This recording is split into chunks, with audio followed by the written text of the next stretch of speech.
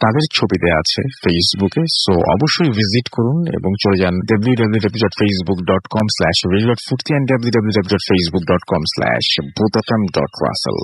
চলে যাব আমাদের আজকের অতিথির কাছে। আমাদের প্রথম অতিথি, আপনার নামটা একটু বলবেন প্লিজ, তারপর আপনার ঘটনায় যাবো আমরা। আসসালামু আলাইকুম লিসেনার্স, রাসেল ভাইকে অনেক ধন্যবাদ আমাকে সুযোগ দেওয়ার জন্য। আচ্ছা, আপনি যদিও প্রথম ঘটনা অন্য কিছু শেয়ার করতে চাচ্ছিলেন, বাট আমি বলবো যে সারা দেশে এই যে এখনো বন্যার অবস্থা চলছে এবং বন্যা পরিস্থিতি নিয়ে আমরা বেশ উদ্বিগ্ন, তাই না? তো মানে এই যে কয়েকদিন আগে পর্যন্ত আমরা বেশ হুলস্থুল একটা সময় গেছে আমাদের দেশে। তো আমার মনে হয় যে রিলেভেন্ট হবে যদি বন্যা নিয়ে আপনার ঘটনাটা আপনি প্রথমে বলেন আমাদেরকে। থ্যাংক ইউ লিসেনারদেরকে ধন্যবাদ ভূত এফএম এর সাথে থাকার জন্য। আমি প্রথম যেই ঘটনাটি শেয়ার করতে চাচ্ছি, এই ঘটনাটি আসলে আমি শুনেছি ফরিদপুর জেলার বোয়ালমারী উপজেলার শিরগ্রাম ইউনিয়নের উথলি নামক একটা গ্রাম। আমি 2000 সালের দিকে, অনেক ছোট ছিলাম তখন, আমার এক মামার সাথে ওনাদের বাড়িতে বেড়াতে যাই। তো ওই সময়টা অবশ্য মানে বন্যার সময় ছিল না, কিন্তু উনি আমাকে ওই একটা জায়গাতে মানে আমাকে নিয়ে হাঁটছিলেন এবং বলছিলেন যে এই যে জায়গাটা দেখছো, এই জায়গাটি যখন বর্ষাকালে যখন নদীতে পানি আসে তখন এই জায়গাটা দেখে মনে হয় বিশাল এক সমুদ্রের মতো। আমি তখন ওইখানে এত শুষ্ক অবস্থা থাকে, এমনি সময় দেখে বোঝারই উপায় থাকে না যে তখন মানে বর্ষাকালে এখানে এরকম অবস্থা হয়। তো উনি আমাকে বললেন যে 88-র যে বন্যাটা হয়েছিল ওই সময় এখানে একটা অদ্ভুত রকমের ঘটনা আছে। তো আমি যে ঘটনাটি শুনেছিলাম সেটি আমি আপনাদেরকে বলতে চাচ্ছি। সেটি হচ্ছে 88-র বন্যা যখন হয়েছে তখন ওই এলাকা তো মানে সারা বাংলাদেশই তো মানে বন্যা কবলিত হয়ে গেছিল প্রায়। তো ওই এলাকাটিতে প্রচুর মাছ পাওয়া যেত, যেই অঞ্চলের ঠিক যেই স্থানটির কথা আমি বলছি, ওই বন্যার সময় প্রচুর মাছ পাওয়া যেত। এই জন্য লোকে অনেকে মানে বিভিন্ন ধরনের জাল, মানে মাছ ধরার যত ধরনের আইটেম আছে পুরো এলাকা জুড়ে বিভিন্ন জায়গায় জায়গায় সেটা ফিট করে রাখতো। হঠাৎ একদিন দেখা গেল সকালে যারা রাতে মাছ পেতে রাখে, মানে ওই জিনিসগুলো পেতে রাখে, জাল বা অন্য জিনিসগুলো, সকালে দেখে সব তছনছ করা, সবকিছু মানে অনেক দূরের থেকেও মানে তছনছ করা। সবাই খুব অবাক হয়ে যায় যে মনে করেন নিশ্চয়ই বড় আকৃতির কোনো মাছ হবে এটা। কিন্তু তারা সারা রাত ধরে মানে ট্যাটা বলি আমরা, যেটা অনেকে তো এটার সাথে পরিচিত থাকবেন, যে সামনের দিকে চোখা চোখা কয়েকটা জিনিস আছে বাঁশের সাথে লাগানো থাকে, ট্যাটা বলি, এটা মাছ ধরে অনেকে আর কি। অনেকেই ট্যাটা নিয়ে ঘুরে পেয়েছেন, কিন্তু এই জিনিসটা কেউ দেখা পায় না। কিন্তু সকাল হলেই দেখে যে সবকিছু তছনছ, মানে অদ্ভুত ব্যাপার। তো ওই গ্রামের একজন সাহসী লোক, তো উনি চিন্তা করলেন যে আমি এটাকে দেখবো এটা কি। উনি ওই ঠিক অনেক মানে পানির যে মাঝখানে একটা মাচাল তৈরি করলেন বাঁশ দিয়ে, মানে থাকার জায়গার মতো করে তৈরি করলেন। উনি চিন্তা করলেন আমি এখানেই থাকবো, এখান থেকেই আমি দেখবো এসব জিনিসটা। তো উনি সেখানে থাকেন, রাতের বেলাও মোটামুটি নৌকা নিয়ে ঘুরে বেড়ান। কিন্তু সকালে অ্যাজ ইউজুয়াল যেটা, ওই সব কিছু তছনছ অবস্থা। উনি এরকম 2-3 দিন পরে একদিন কাঙ্ক্ষিত সুযোগ আসলো যে আসলে এই জিনিসটা কি সেটা দেখার জন্য। উনি একটা মানে বড়শি পেতেছিলেন, বড় আকৃতির বড়শি। তো বড়শি পাতার পর উনি বড়শি নিয়ে বসে আছেন, হঠাৎ করে বড়শিতে খুব শক্ত টান অনুভব করলেন উনি। তো উনি মনে করলেন এটা মনে হয় বড় আকৃতির কোনো মাছ হবে। উনি টানাটানি শুরু করলেন, কিন্তু উনি খেয়াল করলেন যে বেশ অনেক দূরে, মানে তার থেকে হয়তো 30-40 হাত দূরে পানি পাক খাচ্ছে, খুব ভয়ঙ্কর ভাবে পাক খাচ্ছে। তো উনি এটা দেখে ভয় পেলেন যে এইখানে তো পানি পাক খাওয়ার কথা না। পানি পাক খায় যেখানে মানে নদীর স্রোত প্রবল থাকে সেখানে হয়তো পানি পাক খেতে পারে, এই জায়গাটা তো আসলে পানি পাক খাওয়ার কোনো সুযোগ নেই, কিন্তু এখানে পানি পাক খাচ্ছে কেন? কোনো বড় ধরনের মাছও তো এরকম পানি পাক খাওয়াতে পারবে না। তো উনি সাহসী ছিলেন যদিও, তারপর একটু ভয় পেলেন। উনি যে বড়শিটা টান অনুভব করছিলেন, হঠাৎ করে দেখলেন এই টানটা অনুভব হচ্ছে না, কিন্তু বড়শিটা ওই বড়শির অপোজিট পাশে, যেটা মানে কোন একটা মাছ ওই পাশে আছে এটুকু উনি ফিল করছিলেন। কিন্তু প্রচন্ড টান, যেমন মাছ ধরলে মাছ ছোটাছুটি করে, টেনে উঠাতে হয়, এরকম টান অনুভব করছিলেন না। এই কিছুক্ষণ পর হঠাৎ করে খেয়াল করলেন মনে হচ্ছে ওনার দিকে একটা ঢেউ এগিয়ে আসছে, ওনার দিকে একটা ঢেউ এগিয়ে আসছে। ঢেউ আসতে আসতে ঠিক ওনার ওই মাচালের কাছে এসে ঢেউটা থামার পর হঠাৎ করে উনি যে জিনিসটা দেখলেন, আসলে শুধু উনি কেন, আমরা কেউ এটা আসলে বিশ্বাসই করতে পারবো না যে ধরনের কোনো ঘটনা ঘটে। মানে হঠাৎ করে উনি দেখলেন পানির মধ্য থেকে বোয়াল মাছ আকৃতির, বিশাল আকৃতির একটা মাথা মাছ, কিন্তু আমাকে বলেছে বোয়াল মাছ আকৃতির, বোয়াল মাছ জাতীয় কিছু একটা হবে আর কি, বিশাল আকৃতির একটা বোয়াল মাছের মতো। সেটা উপরে মানে তার শরীরের একটা মানে অর্ধেক অংশ ভাসিয়ে ওই লোকটার মাথা বরাবর উঠে এসেছে। উঠে এসে তার দিকে তাকে খুবই বিদঘুটে মানে শব্দে হেসে দিয়েছে ওই মাছটি। আচ্ছা, আমি অবশ্যই এই ঘটনাটা বলতে বলিনি, আমি বলেছিলাম যে বন্যার সময় মাটি কাটার ঘটনাটা। ও আপনি মাছ ধরার ঘটনায় চলে গেছেন। আচ্ছা এনিওয়েজ, আচ্ছা শেষ করে ফেলি আমরা এই আচ্ছা ঘটনাটা। হ্যাঁ, তো উনি ওই দৃশ্য দেখার পরে ওই মাছটি ওনাকে বলেছিল যে তুই তো আমাকেই ধরতে এসেছিস, আমাকেই দেখতে এসেছিলি, তো দেখা হয়েছে। তখন উনি আর কোনো কথা বলতে পারেনি, উনি ওইখানে ফেইন্ট হয়ে যান। পরদিন তো প্রচন্ড মানে জ্বর, কয়েকদিন টানা জ্বরে উনি লোকদেরকে বলেন যে এই ঘটনা এখানে ছিল। তো কয়েকদিন জ্বরের পরে উনি মারা যান, কিন্তু তারপরে কিন্তু ওইটাকে আর কখনো দেখা যায়নি। তো থ্যাংক ইউ ভেরি মাচ আপনার ঘটনার জন্য, আপনাকে অনেক অনেক ধন্যবাদ। আমরা চলে যাচ্ছি একটা আমাদের মেইলে, এবং একটা ইমেইল আছে, সেই ইমেইলটা আমরা পড়বো। তো যিনি লিখেছেন বেশ লম্বা ইমেইল, এবং সবগুলো শব্দ ইংরেজিতে লেখা, সো বুঝতেই পারছেন যে একটু পড়তে একটু আমাদের মানে কি বলবো ঝামেলা হলেও একটু সময় নিয়ে পড়তে হলো। আপনারা ধৈর্য দিয়ে শুনবেন আশা করি। এবং পড়ছি ঠিক যেভাবে উনি লিখেছেন। প্রিয় রাসেল ভাই, আশা করি ভালো আছেন। আমি মাসুম খান, স্কটল্যান্ডের এডিনবার্গ হসপিটালের ডিপার্টমেন্ট অফ সাইকোলজি, এবং এবং এটাতে তিনি পড়েন, এবং এবং তিনি বলছেন যে লাস্ট 2 ইয়ার্স ধরে আমি এখানে আছি। সো স্টুডিওতে আসা আমার জন্য ইম্পসিবল, বাট দেশে বেড়াতে আসলে ইনশাল্লাহ স্টুডিওতে আসবো। ভূত এফএম আমার খুব প্রিয়। টাইম ডিফারেন্সের কারণে রেকর্ডেড ভূত এফএম এপিসোড গুলো ডাউনলোড করে আমি শুনি। আজকের ঘটনাটা ভয়ঙ্কর না হলেও আমার কাছে খুবই ইউনিক অ্যান্ড সারপ্রাইজিং, এবং এই ঘটনাটা আমি কলিগ জিম জনসন তার কাছ থেকে শুনেছি, তার পারমিশন নিয়ে আপনাদের কাছে শেয়ার করছি। ভালো লাগলে প্লিজ পড়ে শোনাবেন, বাংলা ওয়ার্ডে ইংলিশ লেখার জন্য সরি। আচ্ছা, এটা কি অডিও ক্লিপ প্লে করা হয়েছে? আচ্ছা, তাহলে আমরা এটা না পড়ি, আমরা অন্য কিছু একটা পড়ি তাহলে। এবং আমি তাহলে বাড়ির ঘটনাতে সরাসরি চলে যাই, এবং এটা অডিও ক্লিপ অলরেডি আমরা যেগুলো শুনেছি, আমরা চলে যাচ্ছি বাড়ির ঘটনায়। এবং এই বাড়ি নিয়ে আপনারা দেখেছেন যে আমরা ফেসবুকে পোস্টও দিয়েছি যে 2 জায়গায় 2 রকমের বাড়ি আছে, এবং 2টা বাড়ির অবস্থান 2 জায়গায়, কিন্তু বাড়ি দুটোর মধ্যে একটাই মিল, সেটা হচ্ছে দুটো বাড়ি হন্টেড। তো আমি জানি না যে কোন বাড়িটা দিয়ে শুরু করবো, আর যে কোনো একটা দিয়ে আগে শুরু করছি।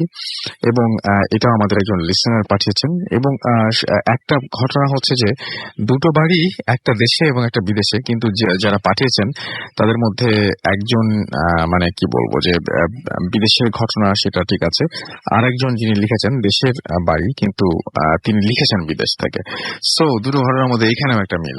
তো আমরা পড়ে ফেলি। প্রথম যে ঘটনাটি, সেই ঘটনাটি আমাদেরকে পাঠিয়েছেন ইনাম, এবং তিনি কানাডা থেকে পাঠিয়েছেন আমাদেরকে এই ঘটনাটি। আমরা সেই ঘটনাটি শুনে আসব, এবং এই বাড়িটির ছবি আপনারা দেখতে পারবেন, যে বাড়িটি পুরনো বাড়ি অপেক্ষাকৃত এবং বাংলাদেশে অবস্থিত, সেই ঘটনাটা আমরা পড়ছি।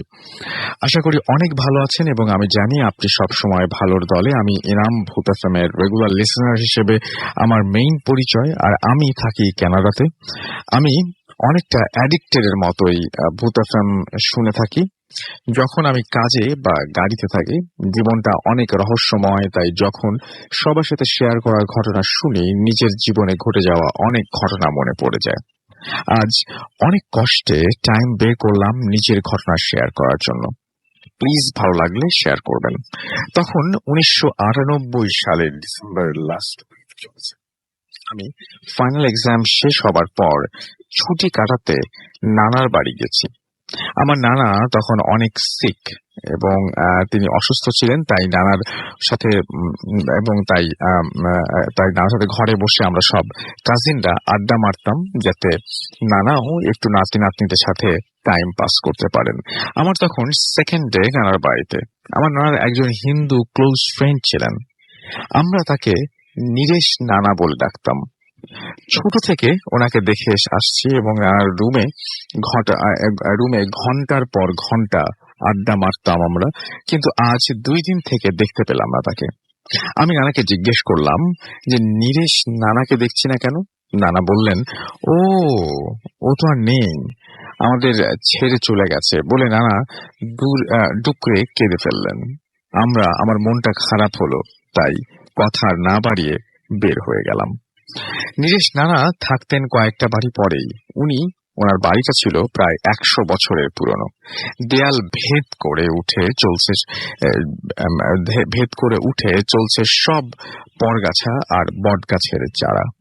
ওই ভুতুরে বাড়িটাতেই থাকতেন নীরেশ নানা, কারণ ওটা ছিল ওনাদের 14 পুরুষের সম্পত্তি। আজ বাড়িটা হয়ে গেছে আসল ভূতের বাড়ি। বাড়ি থেকে বের হয়ে হাঁটতে থাকতাম পুকুরের দিকে। ওই তো দেখা যাচ্ছে সেই বাড়ি।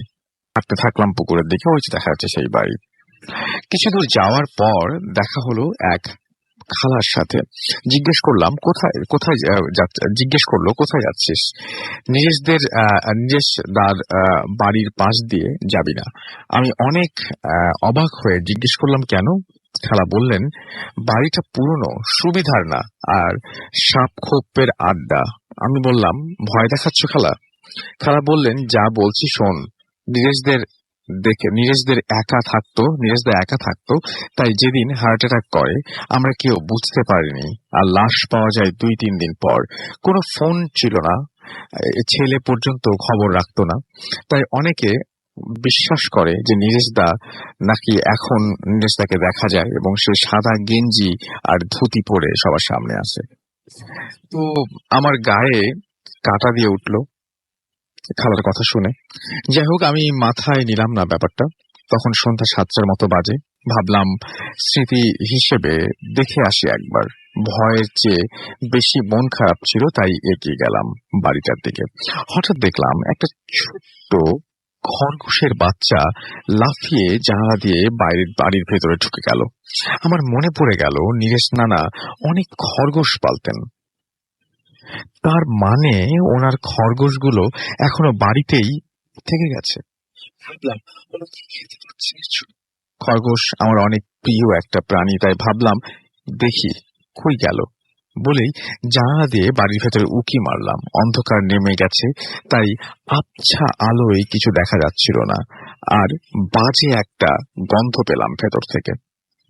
ভাবলাম দেখি মেইন ডোরটা খোলা কিনা। মনে করেই একটা ধাক্কা দিলাম দরজায়, আর দরজাটা খুলে গেল। গায়ে একটা গরম বাতাস বয়ে গেল। হালকা আলোয় দেখলাম প্রায় গোল হয়ে বসে আছে, আর একে অপরের দিকে তাকিয়ে আছে এবং কান খাড়া করে। দেখলাম ওদের সামনে কিছু খাবারও আছে। আমি অবাক হলাম, কেউ তো এদিকে ভুলেও আসে না, তাহলে খেতে দিচ্ছে কে? আমি ওপরে ছাদের দিকে তাকালাম, কিছুই নেই। খরগোশগুলো আবার তাকালো আরেক দিকে। পুরন বাড়ির উঠান থেকে 4টা দালানের ছাদ দেখা যায়। এবার আমি ফলো করছি খরগোশগুলোকে। ওদের চোখ একটা খেজুর গাছের দিকে। আমি খেয়াল করলাম কিছু একটা সরে গেল গাছটার মাথার ওপরে। আমি এইবার একটু ভয় পেয়ে গেলাম। ভাবলাম খালার কথা মাথায় ঢুকে যাওয়াতে ভুল দেখছি। আবার খরগোশগুলোর দিকে তাকালাম। ওরা এক দৃষ্টিতে এবার আমার মাথার ওপরে তাকিয়ে আছে। আমি নিস্তব্ধ হয়ে গেলাম, আর আমি আর চোখে দেখার চেষ্টা করলাম। আমার আর মনে মনে দোয়া পড়তে থাকলাম। আবছা ভাবে দেখলাম একটা সাদা অবয়ব আমার পেছনে বাম পাশে এসে থামলো। আমার মাথা তখন ঘুরছে, আর গা গুলিয়ে বমি আসছে। গলা শুকিয়ে কাঠ হয়ে গেছে। হঠাৎ শুনতে পেলাম অনেক ঘুমিয়ে ঘুমিয়ে সাদা অবয়বটা বিড়বিড় করছে।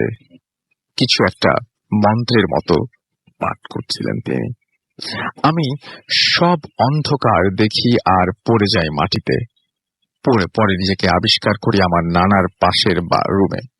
সব কাজিনরা ঘিরে বসে আছে। ওরা এত ভয় পেয়েছিল যে আমাকে সাপে কামড়েছে বোধ হয়, কিন্তু আমার জাস্ট হাত কেটেছে পড়ে গিয়ে। গায়ে অনেক জ্বর ছিল। খালা আসলেন রুমে আর বললেন, আমি জানতাম তুই যাবি, আর আমি তোকে মানা করেছিলাম। আমার মামা আমাকে ওই বাড়িতে খুঁজে পায় এবং আমার খালার মাধ্যমেই সেটা পায়। আর আমার নানাকে আমি বললাম সব। আর নানা আমাকে ঠান্ডা গলায় বলল, নীরেশ কখনো চাইনি এই বাড়ি ছেড়ে যেতে। ও বলেছিল হিন্দু হলেও ওকে যাতে শ্মশানে না পুরানো হয়, ওকে যেন ওই বাড়িতেই কবর দেয়া হয়। কিন্তু ওটা তো ইমোশন, আর ছেলের ওপর রাগ ছিল। তার ছেলে লাশ নিয়ে যায় 3 দিন পর হসপিটালের মর্গ থেকে। শান্তি পায়নি রে, ও শান্তি পায়নি বলে নানা কেঁদে দিলেন। তারপর বললেন, তোকে বলবো, কাউকে বলিস না। আমি এখনো দেখি কিছু কিছু রাতে ঘুম ভেঙে যায়।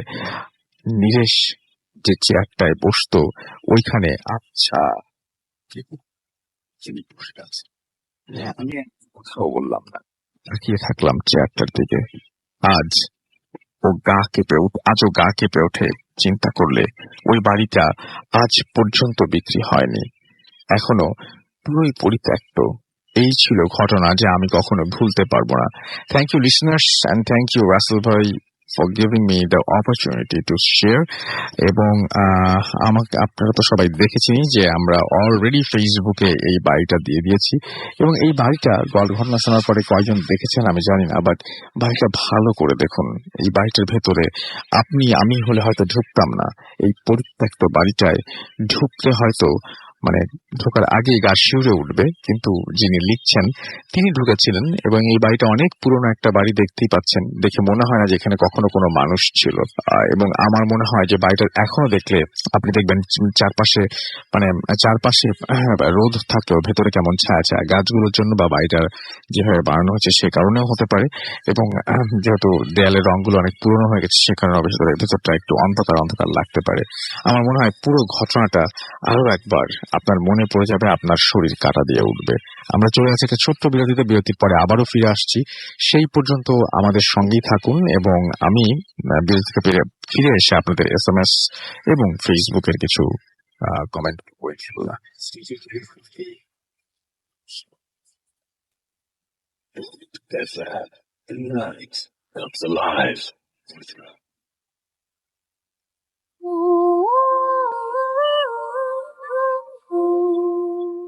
Welcome back. সময় রেডিও পয়েন্ট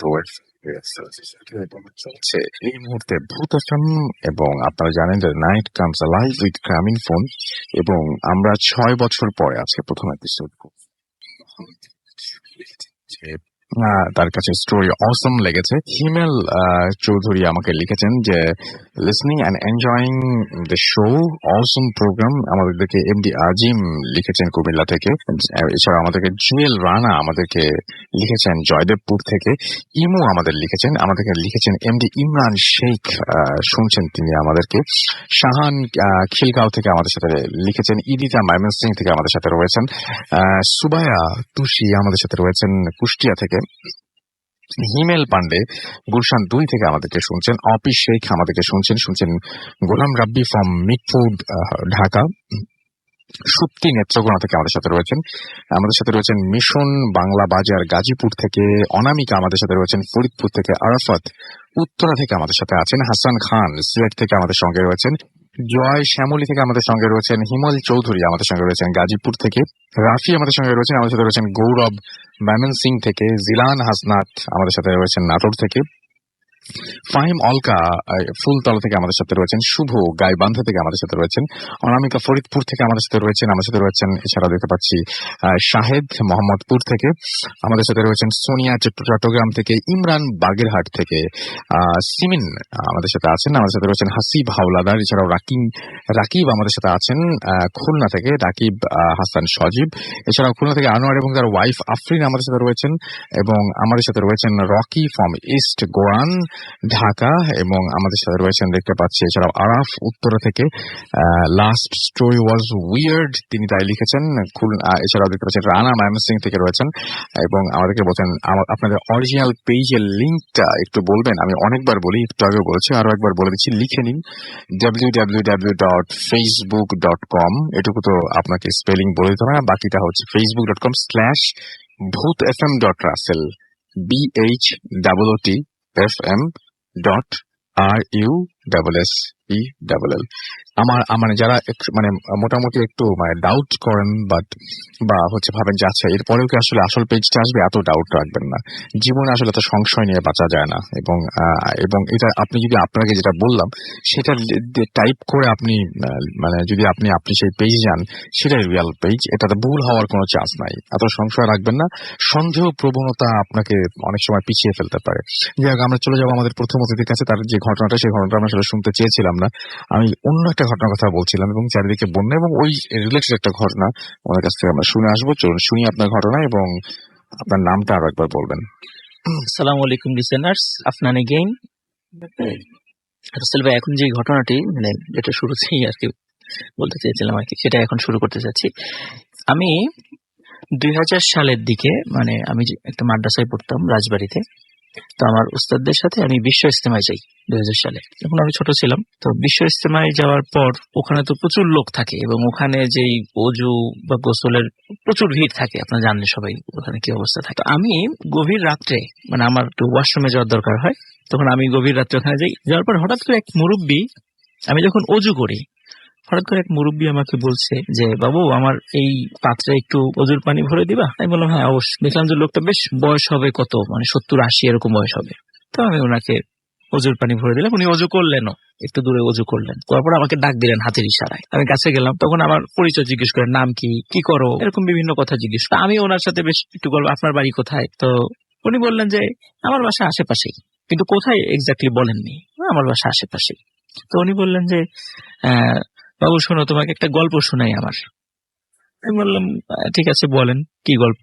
তখন উনি ওনার একটা গল্প শোনালেন, সেই গল্পটি আমি আজকে লিসেনারদের কাছে শেয়ার করতে চাই। কিন্তু গল্পের পার্ট আছে দুটি একটু মনোযোগ দিয়ে শুনতে হবে। প্রথম পার্ট যেটা, ঘটনাটি আমি প্রথমে যাব। উনি আমাকে বললেন যে উনি চর অঞ্চলের, দুর্গম এক চর অঞ্চলের একটা মসজিদে উনি একটা ইমামতির চাকরি পান। উনি সেখানে ইমামতি শুরু করেন। কিছুদিন যেতে না যেতেই চলে আসে বর্ষাকাল। মানে পদ্মার এখন যে অবস্থা, এখন তো অনেক শান্ত, কিন্তু ওই সময়ের যে পদ্মা তো অনেক উত্তাল ছিল। তো পদ্মায় তখন ওই বর্ষাকালে ভাঙন শুরু হয়ে যায়। মানে উনি যে অঞ্চলে ছিলেন, মানে ব্যাপক ভাঙন শুরু হয়ে যায়, মানে দিনে প্রচুর এলাকা সমুদ্রে মানে নদীতে বিলীন হয়ে যাচ্ছিল। তো এই অবস্থা দেখে সবাই মানে ওখানে যারা মুরব্বীরা ছিলেন বললেন যে আমাদের তো, আমরা ভাঙন দেখেছি কিন্তু এরকম ভাঙন তো দেখি নাই, এত ভাঙন হতে পারে। তখন কি করা যায়, কি করে আল্লাহর কাছে দোয়া করার, কিন্তু কোনো লাভ হচ্ছে না। তখন ইমাম সাহেব যিনি, উনি উনি বলছেন যে আমার কাছে লোকেরা বলল, তখন আমি চিন্তা করলাম এদেরকে একটা বুদ্ধি দেই। তখন উনি তাদেরকে বললেন যে তোমাদের মধ্য থেকে একজন সাহসী লোক আমার কাছে এনে দাও, যে ভয় পাবে না কোনো কিছুতেই। তখন একজন লোক, খুব উচালম্বা একজন লোক এসে বলল, হ্যাঁ আমি ভয় পাবো না, আপনি যে কাজ করতে বলবেন সেটাই। তখন উনি বললেন যে আমি তোমাকে একটা চিরকুট একটা চিরকুট লিখে দিব, তুমি নৌকা নিয়ে মাঝ নদীতে চলে যাবা, ওখানে দেখবা যে প্রচন্ড আকারে পানি পাক খাচ্ছে, তুমি নৌকার থেকে নেমে সাঁতরে ওই পাকের মধ্যে চলে যাবা। তখন ওই লোক সবাই শুনে বলছে যে আপনি তো একটা লোককে নিশ্চিত মৃত্যুর দিকে ঠেলে দিচ্ছেন, তো এটা কি করা ঠিক হবে? তখন উনি বললেন, ইমাম সাহেব উনি বলছেন, তখন আমি বললাম যে কোনো সমস্যা হবে না, ও যদি সাহস করে কাজটা করতে পারে কোনো সমস্যা হবে না, বরং ভালোই হবে। তখন ওই লোকটি কিছুক্ষণ আমতা আমতা করলেও পরে বলেন ঠিক আছে আমি যাব, সাহস করে বললেন আমি যাব। তো নদীর ধারে উৎসুক লোকের ভিড়, কি হয়, মানে দিনের বেলা, দিন দুপুরে এই কাজ হচ্ছে, অনেকে দাঁড়িয়ে আছে। ওই লোকটি ওই চিরকুটটি হাতে নৌকা নিয়ে আস্তে আস্তে ওই পানির পাকের দিকে যেতে থাকে। যাওয়ার পরে ওনারও সাহস হচ্ছিল না ওই পানির পাকের কাছে যাওয়া। যাই হোক, কিছুক্ষণ 7-5 ভেবে অবশেষে উনি ঝাঁপ দিলেন সেখানে। তো ঝাঁপ দেওয়ার পরে যে ঘটনাটা ঘটেছে সেটি আমরা জেনেছি উনি উঠে আসার পরে। উনি ঝাঁপ দেওয়ার পরে যে উঠে আসার পর যেটা বলেছিলেন সেটা হচ্ছে, উনি ঝাঁপ দেওয়ার সাথে সাথে দেখলেন নিচে কোনো পানি নেই, বরং উনি দেখছেন অসংখ্য লোক, মানে বড় বড় জুব্বা পরা দাড়িওয়ালা লোক, ওনারা কোদাল আকৃতির কোন একটা অদ্ভুত ধরনের একটা মানে মাটি কাটার জিনিস, এটা হাতল আছে, কোদালের মতোই দেখা যায় কিন্তু ঠিক কোদাল না, এরকম বলেছিলেন। যে এই জিনিস দিয়ে এক গ্রুপ মাটি কাটছে, এক পাশের মাটি কাটছে, আর এক গ্রুপ ওই মাটিগুলোই মানে অদ্ভুত ধরনের একটা ঝুড়িতে করে অপর পাশে নিয়ে ফেলে দিচ্ছে, এই কাজটা হচ্ছে। এবং একজন সর্দার বসে আছেন, উনি ইশারায় দেখাচ্ছেন কিভাবে কিভাবে কোথা থেকে মাটি কাটতে হবে, এবং মাঝে মাঝে বলছেন যে হচ্ছে না, আরো দ্রুত কাটো, কাজ শেষ হচ্ছে না। তখন উনি ওইখানে গিয়ে ওই সর্দারের কাছে গিয়ে লম্বা করে একটা সালাম দিলেন, এবং ওই যেই লোকটা ইমাম সাহেব পাঠিয়েছিলেন, যিনি আমাকে বলছিলেন, উনি বলে দিয়েছিলেন নাকি ওকে যে এরকম নিচে যাওয়ার পর এরকম একটা জিনিস তুমি দেখবা, তার সাথে কথা বলবা, আমার এই চিরকুটটা নিয়ে তাকে দিবা। তখন উনি সত্যি ওখানে গেলেন, ওই লোকটিকে ওই সর্দারকে উনি লম্বা করে একটা সালাম দিলেন। সর্দার সালামের জবাব নিলেন এবং কোনো কথা না বলে ওনার ডান হাতটা বাড়িয়ে দিলেন যে দাও, কি এনেছো দাও, এরকম আর কি ভাব। উনি জানতেন যে কেউ একজন আসবে। তো উনিও হাতের চিরকুটটা তার হাতে দিলেন। উনি হাতের চিরকুটটা হাতে নিয়ে পড়লেন, কিছুক্ষণ পড়লেন। পড়ার পর ওই সর্দার আঙ্গুল দিয়ে ওই কাগজের উপরে কি যেন লিখলেন। মজার বিষয়, ওনার হাতে কোনো কলম ছিল না, কিন্তু আঙ্গুল দিয়ে যে লিখছে, উনি দেখছে যে ওই কালির দাগ হয়ে যাচ্ছে সেখানে কাগজের উপর। দেওয়ার পরে ওটা ভাঁজ করে আবার ওই লোকটার হাতে দিয়ে দিলেন। এবং হাতে দেওয়ার পরে ওই সর্দার ওই লোকটিকে লম্বা করে একটা সালাম দিলেন, আসসালামু আলাইকুম বলেই হাতের ইশারা দিলেন যে চলে যাও। আর কোনো কথা হয়নি তার সাথে, কি ভালো কি মন্দ কেন আসছো কোনো কথা নেই, এই জাস্ট সালামের উত্তর, পাল্টা সালাম, কাগজটা ইশারা দিয়ে নেওয়া আর ফেরত দিয়ে দেয়া এবং ইশারা দিয়ে চলে যাও। আচ্ছা, ওই লোকটি ঠিক যেখানে ঝাঁপ দেওয়ার পরে যে জায়গাটা এসে পড়েছিল, ওনার মনে আছে যে কোন জায়গাটা এসে ঠিক পড়েছিলাম। তো ঠিক ওইখানে যাওয়ার সাথে সাথে হঠাৎ করে উনি নিজেকে আবিষ্কার করলেন উনি ওই নদীর ওই পাকের উপরে ভেসে উঠেছেন। ভেসে ওঠার পর দেখলেন যে দূরে ওনার নৌকাটা এই স্রোতেও এক চুল নড়ে নাই, ঠিক যেইখানে নৌকাটা ছিল ওইখানেই নৌকাটা আছে। আসলে স্রোতে তো এই সময়ের মধ্যে অনেক দূরে চলে যাওয়ার কথা, কিন্তু নৌকাটা এক চুলও নড়ে নেই, ওইখানেই ছিল নৌকাটা। তো উনি আবার নৌকায় উঠলেন, লোকজন দূর থেকে দেখছে যে উনি আবার ভেসে উঠেছে, কিন্তু উনি দীর্ঘক্ষণ যখন নিচে ছিলেন সবাই ইমাম সাহেবকে দোষারোপ করছিল যে আপনি তো এই লোকটাকে মেরে ফেললেন। তখন ইমাম সাহেব বলছে তোমরা ধৈর্য ধরো, কিছুই হবে না। তখন যাই হোক উনি যখন নৌকা আসলেন, নৌকা আসার পর ইমাম সাহেবের কাছে এসে ওই চিরকুটটা দিলেন। ইমাম সাহেব চিরকুটটা খুলে পড়ে উনি আশ্বাস করে বলছিলেন যে ওই এলাকার যারা মুরব্বীরা ছিল যে আপনারা খুবই একটা অন্যায় কাজ করেছেন। তো কি কাজ করেছি আমরা অন্যায় কাজ?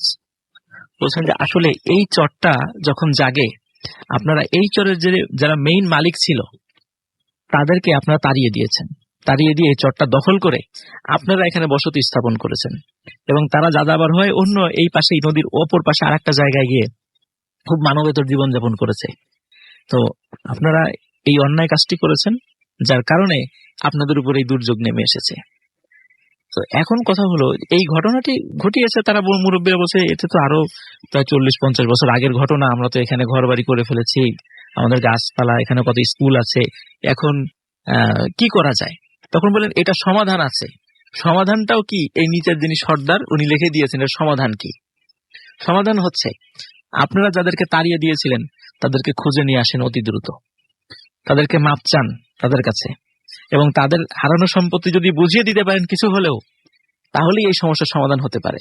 এখন ওই সময় যারা ছিল মুরব্বীরা তারা তো অনেকেই মারা গেছে, তারপরেও ওনারা যে এলাকায় ছিল নদীর ওই পাশে তারা সেখানে যান, তাদের বংশধররাও যাদের পাওয়া যায় মোটামুটি তাদেরকে ডেকে নিয়ে আসেন। ডেকে নিয়ে আসার পর তাদের কাছে ক্ষমা চাওয়া হয়, মুরব্বীরা ক্ষমা চান যে আসলে অন্যায় করেছি তোমাদের পূর্বপুরুষদের সাথে, আমাদের ভুল হয়ে গেছে, তো তোমরা এইখানে তোমাদের যে ন্যায্য জায়গাটা আমরা সবাই একটু একটু করে ছেড়ে দিব, তোমরা এখানে এসে বসতি স্থাপন করো, অল্প হলেও বসতি স্থাপন করো এবং আমাদের এই দুর্যোগ থেকে বাঁচানোর চেষ্টা করো।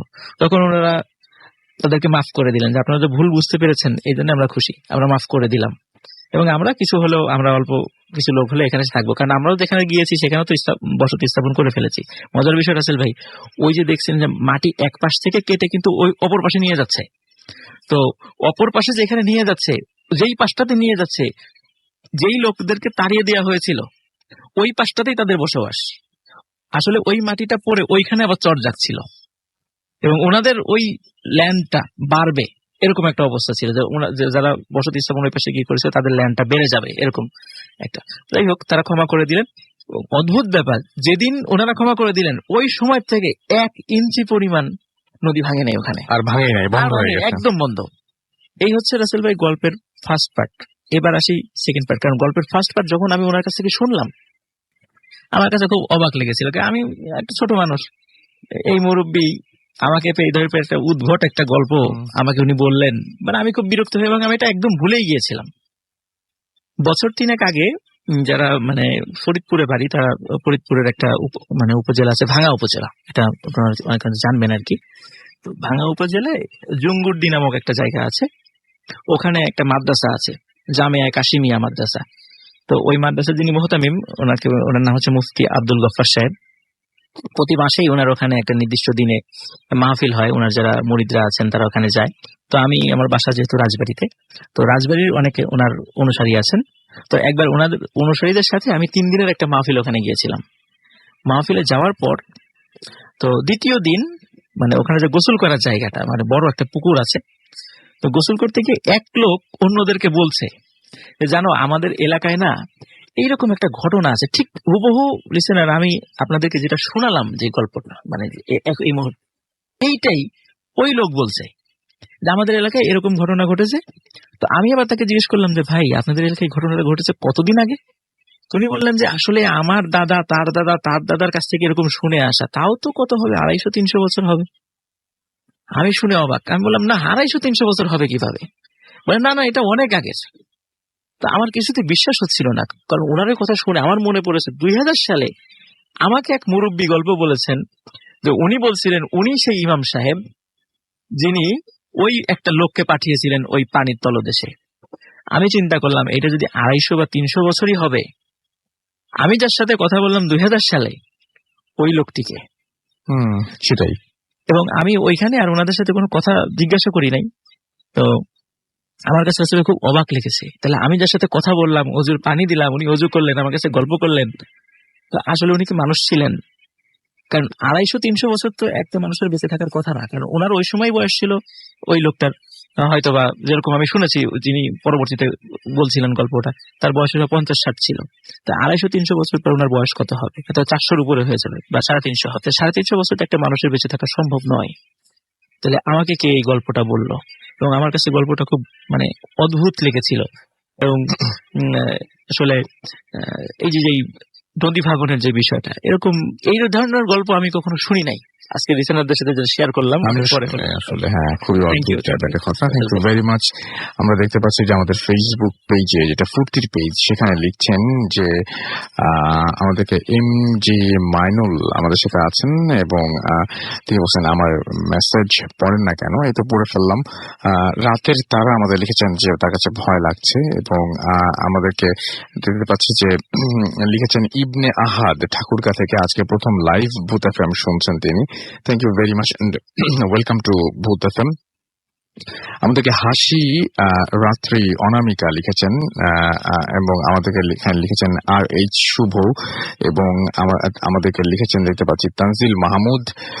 ফেসবুকের গুলো পড়ছে আর কি।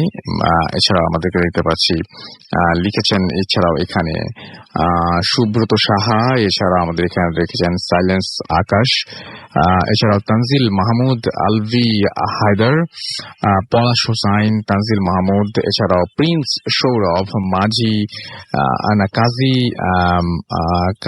তারপরে নামটা পড়তে পারলাম না। এছাড়াও আমাদেরকে লিখেছেন ফারুক আহমদ, এছাড়াও আমাদেরকে লিখেছেন ফাতেমা সরকার, আর আছে। এছাড়া আমাদেরকে লিখেছেন দেখতে পাচ্ছি এইখানে সবুজ মাহমুদ, সজীব গাজী, এছাড়াও আমাদের সাথে রয়েছেন মাহবুবুর রহমান, ইমরান সহ আরো অনেকে।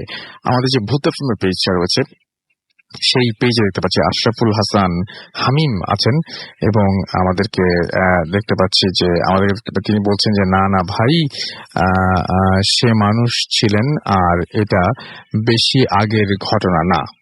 তাই লিখেছেন আপনার যে ঘটনা সেটা মন্তব্য করেছেন এমডি আশরাফুল হাসান হামিম। তবে আপনি নিশ্চয়ই সেই এলাকার, আপনারও এই ঘটনাটা জানা আছে, দ্যাটস ওয়াই আপনি বলছেন যে এই ঘটনাটা বেশি আগের না। কিন্তু তাহলেও যদি আমি শুধু ধরে নিই যে ফার্স্ট পার্টটা, সেটাও কিন্তু ভয়ঙ্কর রকমের অদ্ভুত। আমাদেরকে এছাড়াও দেখতে পাচ্ছি কৃষ্ণা প্রেম আমাদের সাথে আছেন, খোলা আকাশের নিচে তারা ভূত এফএম শুনছেন। এছাড়াও রাকিব আমাদের সাথে লিখেছেন। আচ্ছা, অনেকেই অনেক উইয়ার্ড ভাবে ভূত এফএম শুনেন, আমি যতদূর জানি। কেউ ছাদে শুনেন, কেউ বাসার বাইরে গিয়ে শুনেন, কেউ এরকম যে খোলা আকাশের নিচে শোনেন। আসিফ মাহমুদ আমাদেরকে SMS করেছেন, না এখানে লিখেছেন, কমেন্ট লিখেছেন। মোহাম্মদ মামুন হাওলাদার আমাদের এখানে লিখেছেন, আমাদের এখানে লিখেছেন শাহাদাত হোসাইন।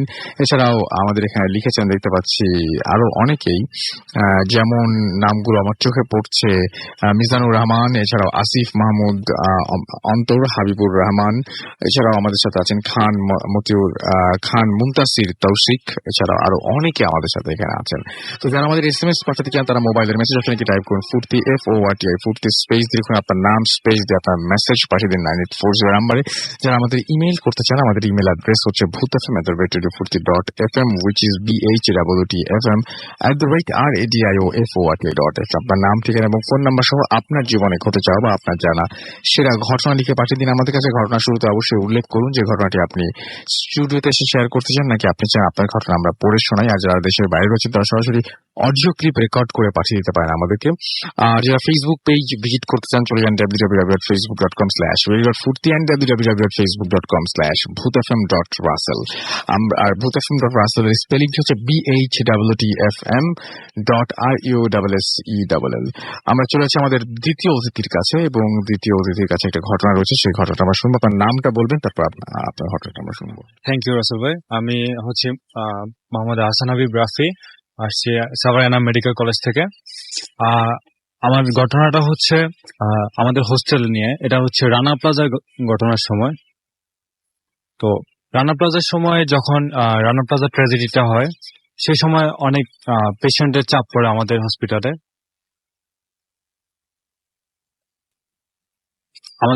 অনেক পেশেন্টের চাপ পড়ে। তো ওই সময় আমার একটা ফ্রেন্ডের সাথে আমার দেখা হয় রানা প্লাজা ট্র্যাজেডির সময়। তো আমি ওকে চিনতে পারি না, কারণ কলেজ লাইফটা শেষ হয়েছে তার 2-3 বছর আগে। তো আমাদের মধ্যে অনেক ডিস্টেন্স তৈরি হয়ে যায়। তো আমরা খুব বিজি ছিলাম, তাড়াহুড়া করতেছিলাম। পিছন দিক থেকে আমার ফ্রেন্ড লিজা, উর্মি ওরা ডাক দিয়ে বলতেছে যে রাফি, তোকে তোর ফ্রেন্ড একে ডাকতেছে। তো আমি ওকে দেখে প্রথমে চিনতে পারি নাই। পরে ও আমাকে বললো, দোস্ত তুই কি এখানে? আমি বললাম হ্যাঁ আমি এখানে। পরে বললো যে দোস্ত, আমার বাবাকে তো পাচ্ছি না, রানা প্লাজার 6 তারা গার্মেন্টসের জিএম ছিল, তো আমরা এখানে আসি। আমি বললাম কতদিন থেকে আসো? পরে বললো 2-3 দিন ধরে, তো ওদের হসপিটালের সামনে এখানে থাকতে পারতেছি না কোথাও। তো এখানে অনেক লোক ছিল। তো আমি ওকে বললাম যে চল, আমার হোস্টেলে আমি একাই থাকি, তুই আমার রুমে আয়। পরে বললো ওর চাচুও আছে সাথে। তারপরে আমি ওকে নিয়ে আমার রুমে চলে যাই। যাওয়ার পরে আমার রুমে থাকে, এক রাত স্টে করে। পরের দিন সন্ধ্যার আগে আগে ওর বাবার ডেড বডি পাওয়া যায়। তো আমি হসপিটালে ছিলাম, আমরা সবাই মিলে ওইখানে কাজ করতেছি। তো আমাকে ফোন করে বললো, দোস্ত আব্বুর ডেড বডিটা পাইছি, আমরা চলে যাচ্ছি, তোর সাথে তো দেখা করতে পারলাম না, অনেক কষ্টে একটা অ্যাম্বুলেন্স ঠিক করলাম। পরে ও চলে গেল। তো আমাদের হসপিটালের 8 তলাটা তখন টোটালি আন্ডার কনস্ট্রাকশন ছিল, রুমগুলো ছিল, কিন্তু কোনো দরজা বা বেড কোনো কিছুই দেওয়া হয়নি। তো 8 তলায় আমাদের 7 তলা পর্যন্ত পেশেন্ট ফুল ছিল। পরে যেগুলো এক্সট্রা ছিল, অতিরিক্ত পেশেন্ট ছিল, ওনাদেরকে 8 তলায় শিফট করা হয়। টোটালি অন্ধকার ছিল ওই প্লেসটা, পুরোপুরি লাইটিংও করা হতো না। তো এখানে মূল ঘটনা আছে আপনার সাথে যেটা পরে এখানে কাজ শেষ করার পর, আর সবচেয়ে বেশি রানা প্লাজা ট্র্যাজেডি যে সবচেয়ে বেশি ডেড হয় হচ্ছে আমাদের 8 তলাতে। তারপর আমরা রুমে যাই, কাজটা শেষ করে রানা প্লাজা প্রায় শেষের দিকে। তো আমি প্রতিদিন রাতে, আমি হোস্টেল 915 নাম্বার রুমে থাকতাম 9 তলায়। প্রতিদিন রাতে আমি ঘুমানোর সময় দরজা লক করে ঘুমাইতাম। আর আমার দরজার লকটা ছিল অনেক বেশি হার্ড, যেটা কোনো কিছু দিয়ে বাড়ি দিয়ে লাগানো হতো, এবং খোলার সময় বাড়ি দিয়ে খোলা হতো। এটা নর্মালি হাত দিয়ে খোলা যেত না। আমি রাতের বেলায় ঘুমানোর সময় প্রথম দিন দেখলাম যে আমার ঘুমাইছি আমি দরজা লক করে, কারণ হোস্টেলের সিকিউরিটির একটা ব্যাপার স্যাপার আছে। পরের দিন সকালবেলা আমার ঘুম ভাঙে, দেখি দরজা খোলা। আমি চিন্তা করলাম কি ব্যাপার, দরজা খোলা কেন? এটা তো কোনোভাবেই সম্ভব না দরজা খোলা। তারপর গেল, পরের দিন আমি ঘুমাচ্ছি, রাত 3:30-4টার দিকে আমার ঘুম ভাঙে, লাইট অফ, সবকিছু অফ। দেখি আমার টেবিলের উপরে রাসেল ভাই একটা ইজি চেয়ারের মধ্যে একজন পড়তেছে। আমি চোখটা খুললাম, খুলে চিন্তা করলাম কেউ হয়তো বা কোনো ফ্রেন্ড রাত জেগে পড়তেছে, কিন্তু আমার তো টেবিল ল্যাম্প নাই। টেবিলের যে জায়গাটা ঠিক বই রাখা হয় ওইখানে আলো, কিন্তু একটা কালো অবয়ব ওইখানে পড়তেছে। আমি টোটালি থান্ডার্ড হয়ে যায়। আমার এদিকে মাথার কাছে লাইট সুইচ ছিল, ওই সুইচ চাপ দিই, লাইট জ্বলে, কোনো কিছু নাই, আমার দরজা খোলা, কিন্তু আমি দরজা লক করে ঘুমাই। তারপর দিন এগুলো নিয়ে আমরা হোস্টেলের মধ্যে অনেক আলোচনা হয় আমার ফ্রেন্ডদের সাথে। তা আমরা 2টা ফ্রেন্ড, এটা রানা প্লাজা আর অনেক পরে যখন হয়, 2টা ফ্রেন্ড মিলে আড্ডা দিতেছি 8 তলায়, যেখানে সবচেয়ে বেশি ডেড বডি আমাদের রানা প্লাজার সময় মানুষ মারা গেছে।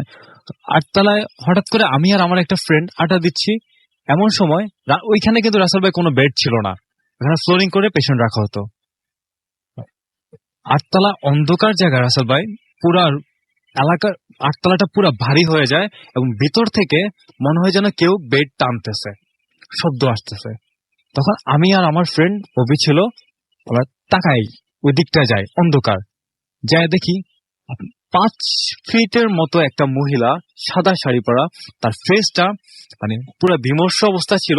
সে আমাদেরকে দেখে দৌড় দেয় সি ব্লকের দিকে। B block plus C block, আমাদের হসপিটালটা 3টা ব্লকে, আমরা বি ব্লকে ছিলাম, সি ব্লকটা নতুন কনস্ট্রাকশন ছিল, ওখানে আগে অনেক কবর টবর ছিল, পরে বিল্ডিং করা হয়েছে। কিন্তু আসলে সবচেয়ে মজার বিষয় হচ্ছে বি ব্লক থেকে সি ব্লকে যাইতে হলে যে মাঝখানে যে পার্টিশনটা দেওয়া থাকে, এটা কোনোভাবে অতিক্রম করে যাওয়া যাবে না, কারণ এখানে ওয়াল দেওয়া ছিল। আমরা লাস্ট পর্যন্ত যাই দেখি অনেক কোনো কিছুই নাই। তারপর আমি রুমে চলে আসি। এরপর থেকে রাসেল ভাই সবচেয়ে বড় ভয়াবহ যেটা হয়, আমি স্টিল নাও এখন পর্যন্ত কোথাও একা ঘুমাইতে পারি না। কি আমার সমস্যা হয় আপনি একা সমস্যাটা ঘুমালে? হচ্ছে আমি যখন ঘুমাই তখন আমার কাছে মনে হয় যে আমার রুমে অনেক মানুষ, অনেক ক্রাউড। আমি রাত 2টা 3টা 4টা পর্যন্ত জেগে থাকি, কিন্তু আমার ঘুম হয় না। টোটালি মনে হয় যেন আমার চারপাশে কেউ একজন দৌড়াদৌড়ি করতেছে, মনে হয় যেন অনেকে মিলে বসে মিটিং করতেছে, এরকম হয়। তারপর আমি হোস্টেল ছেড়ে দিই, আমি কলেজের পিছনে বাসা নিই। ওইখানে আমরা 3জন মিলে একটা ফ্ল্যাট নিয়ে থাকি। তা আমার রুমে আমি সম্ভবত একা থাকি, 3জন 3টা বেডরুমে থাকি। কিন্তু প্রথম কয়েকদিন আমার কাছে খুব ভালো, মানে নর্মালি থাকি, কোনো কোনো প্রবলেম হয় না। কিন্তু ইদানিং আমি তাও একা ঘুমাইতে পারি না। আমি পাশের রুম থেকে আমার রুমমেটে ডাক দিয়ে নিয়ে আসি, বলি যে তুই আমার সাথে ঘুমা। তখন 2জন একসাথে ঘুমাই, কোনো প্রবলেম হয় না। কিন্তু যখনই একা ঘুমাই, কিন্তু আমি ঘুমাইতে পারি না, টোটালি না। তারপরে আমি আমার বিভিন্নভাবে হুজুর নিয়ে এসে রুম টুম দোয়া দৌড় পড়াই, মিলাদ পড়াই, কয়েকদিন ভালো থাকে, তারপর আর ঘুমাইতে পারি না। এই হচ্ছে আমার ফার্স্ট স্টোরি রাসেল ভাই। অনেক ধন্যবাদ আপনাকে আপনার ঘটনার জন্য। আমরা বিরতিতে যাবো, তবে তার একটা ঘটনা বলি। সেটা হচ্ছে যে আমি একটা জিনিস আমার মাথার মধ্যে হঠাৎ করেই আসছিল, এরকম যে আপনাদের কারো কি রাতের বেলায় গোসল করার অভ্যাস আছে কিনা, বা দিনের বেলাতে হলেও কোনো সমস্যা নাই।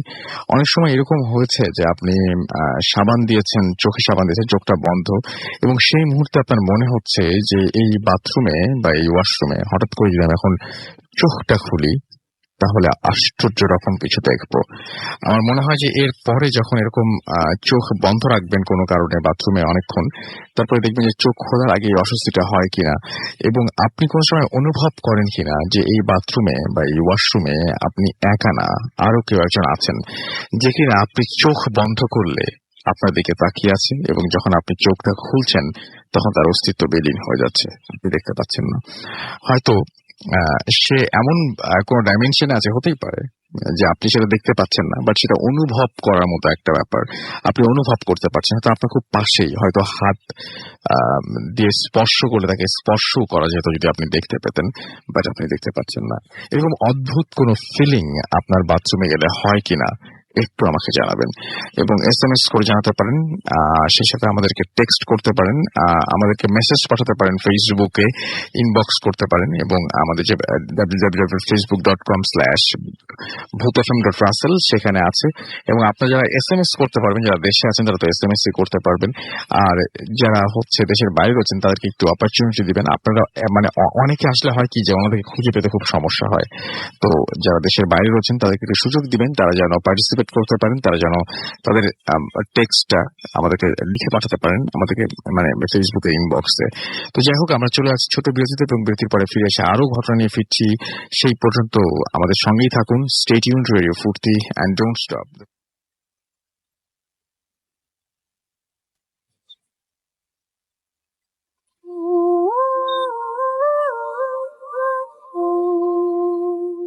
Yes, the night comes alive with Gramin Phone. শুনছেন সবসময় রেডিও 48.0 FM। আমি রাসেল আছি সাথে, এবং চলছে এই মুহূর্তে ভূত FM। আর আপনারা সবাই জানেন যে এই মুহূর্তে আমার কাছে অনেক লোক আছে। মাহি মোহাম্মদপুর থেকে লিখেছেন যে এসে আমাদের সাথে ঘটনা শেয়ার করতে চান। ঘটনা পাঠিয়ে দিন আপনি, আপনার কাছে ঘটনা আছে, এবং ঘটনা পাঠাতে হলে আপনাকে যেটা করতে হবে, আপনার ঘটনা লিখে আপনি পাঠিয়ে দিন। ইমেইল করুন আমাদেরকে bhutfm@radio.fm এই অ্যাড্রেসে, BHWTFM@radioFORT.FM। আমাদেরকে দেখতে পাচ্ছি যে কোহলি রানী মানিকনগর থেকে SMS করছেন, হাসান আমাদেরকে SMS করছেন, সোহেল আমাদেরকে সাথে আছেন এই মুহূর্তে, এবং তার ঘটনা রয়েছে এবং ফোন নাম্বার দিয়েছেন। আপনার ঘটনা এবং রয়েছে সেটা খুবই ভালো কথা, এবং আপনি আপনার একটা ফোন আছে, সেই ফোন নাম্বারটা আপনি আমাকে দিয়েছেন, খুবই ভালো কথা। বাট আপনার ঘটনা না পাওয়া পর্যন্ত আপনার ফোন নাম্বার নিয়ে আমার কিচ্ছু করার নেই, কারণ আপনার ঘটনা সিলেক্টেড হলে এবং আপনি যদি আসতে রাজি হন তাহলেই শুধুমাত্র আমি আপনাকে ফোন দিব, আদারওয়াইজ আপনার সাথে আমার মানে এই ফোনে কোনো কথা হবে না আর কি।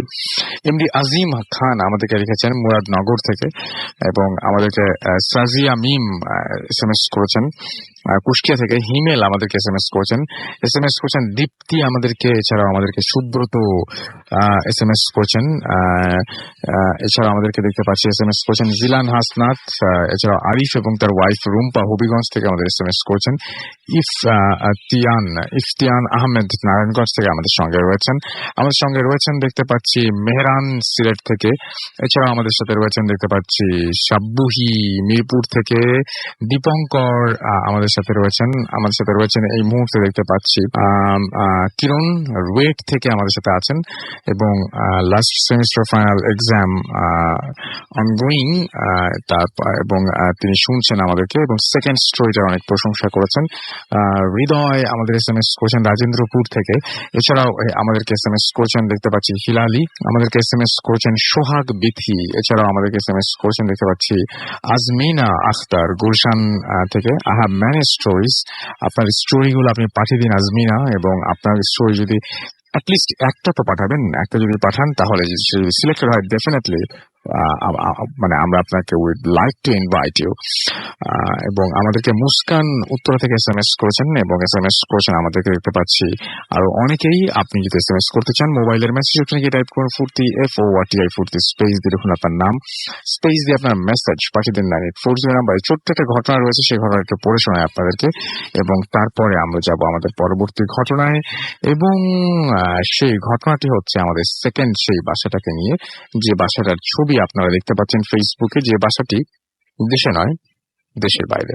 যিনি লিখছেন তার নামটি লিখেছেন তিনি, বাট তিনি লিখেছেন নাম প্রকাশ করতে চাচ্ছি না। আমি মেলবোর্নে এসেছি 1 বছর একটা ইউনিভার্সিটিতে মাস্টার্স করতে। আমাদের ক্যাম্পাসটা সিটি থেকে প্রায় 20 কিলোমিটার দূরে, আর এই এলাকায় এই এলাকাটা আধুনিক না, এবং আধুনিক না বলতে ইউনি ডরমেটরি থেকে প্রায় 2-3 কিলোমিটার হেঁটে গেলে পাবলিক ট্রান্সপোর্ট। আসার পরপরই আমি আমার হাজবেন্ড যখন জায়গাটা ঘুরে দেখতাম, এমনই একদিন একটা বাসার সামনে দিয়ে যাচ্ছিলাম। বাসাটা অনেক পুরনো আর ভাঙা।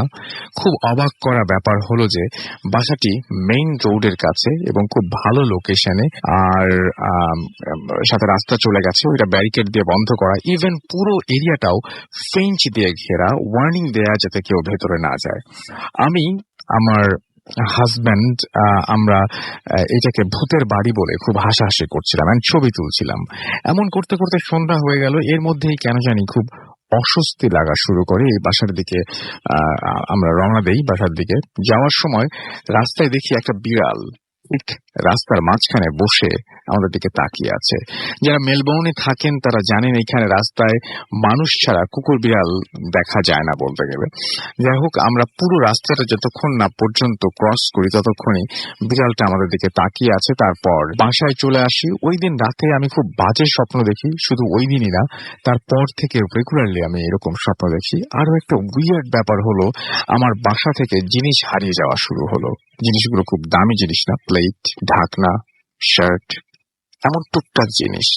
বলে রাখি, আমি কারোর সাথে বাসা শেয়ার করে থাকি না, তাই আমার জিনিস অন্য কেউ নেয়ারও কথা না, কিন্তু আমি তেমন পাত্তা দিই না।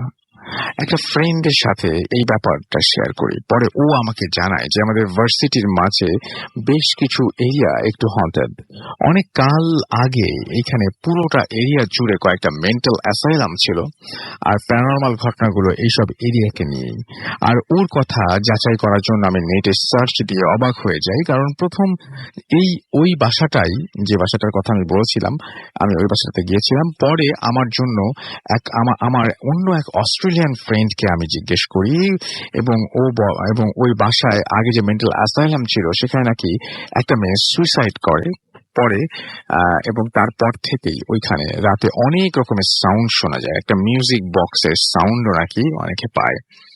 আর ওর কাছ থেকে শোনা সবচেয়ে ভয়ানক কথাটি হলো, বেশ কিছু বছর আগে আমাদের ভার্সিটির একটা মেয়ে বন্ধুদের সাথে বাজি ধরে একা যায় ওই বাসায়। যদিও তার সাথে তখন কিছু হয়নি, কিন্তু 1 সপ্তাহের মধ্যে তার রুম থেকে উদ্ধার করা হয় তার ঝুলন্ত লাশ। এসব শুনে ভয় পেয়ে আমি আমার মায়ের সাথে সব শেয়ার করি এবং এও বলি যে আমি বাজে স্বপ্ন দেখি। তখন আমার মা আমাকে বেশ কিছু সূরা ও দোয়া পড়তে দেয় আর বলে এইগুলো পড়ে আমার ঘরে ফু দিয়ে বন্ধ করতে। পরে আল্লাহর রহমতে আমার পরে আল্লাহর রহমতে আমি আর এমন বাজে স্বপ্নও দেখি না, এমনকি কিছু হারায়ও যায় না। এবং এটাই ছিল ঘটনা। এবং আমার বাসায় তোলা যে ছবিটা উনি পাঠিয়েছেন, সেই ছবিটা উনি দিয়েছেন, এবং এই ছবিটার দিকে আপনি তাকিয়ে দেখলেই অনুমান করতে পারবেন জায়গাটা কেমন যেন একটু অদ্ভুত টাইপের। এবং মানে আপনার দেখলে একটু ভয় লাগবে, যে আমি সেটা বলবো না, তবে আপনার হালকা একটু অস্বস্তি যে লাগবে এই বিষয়টা আমি মোটামুটি শিওর, এবং এই বিষয়টা আমি বলতে পারি।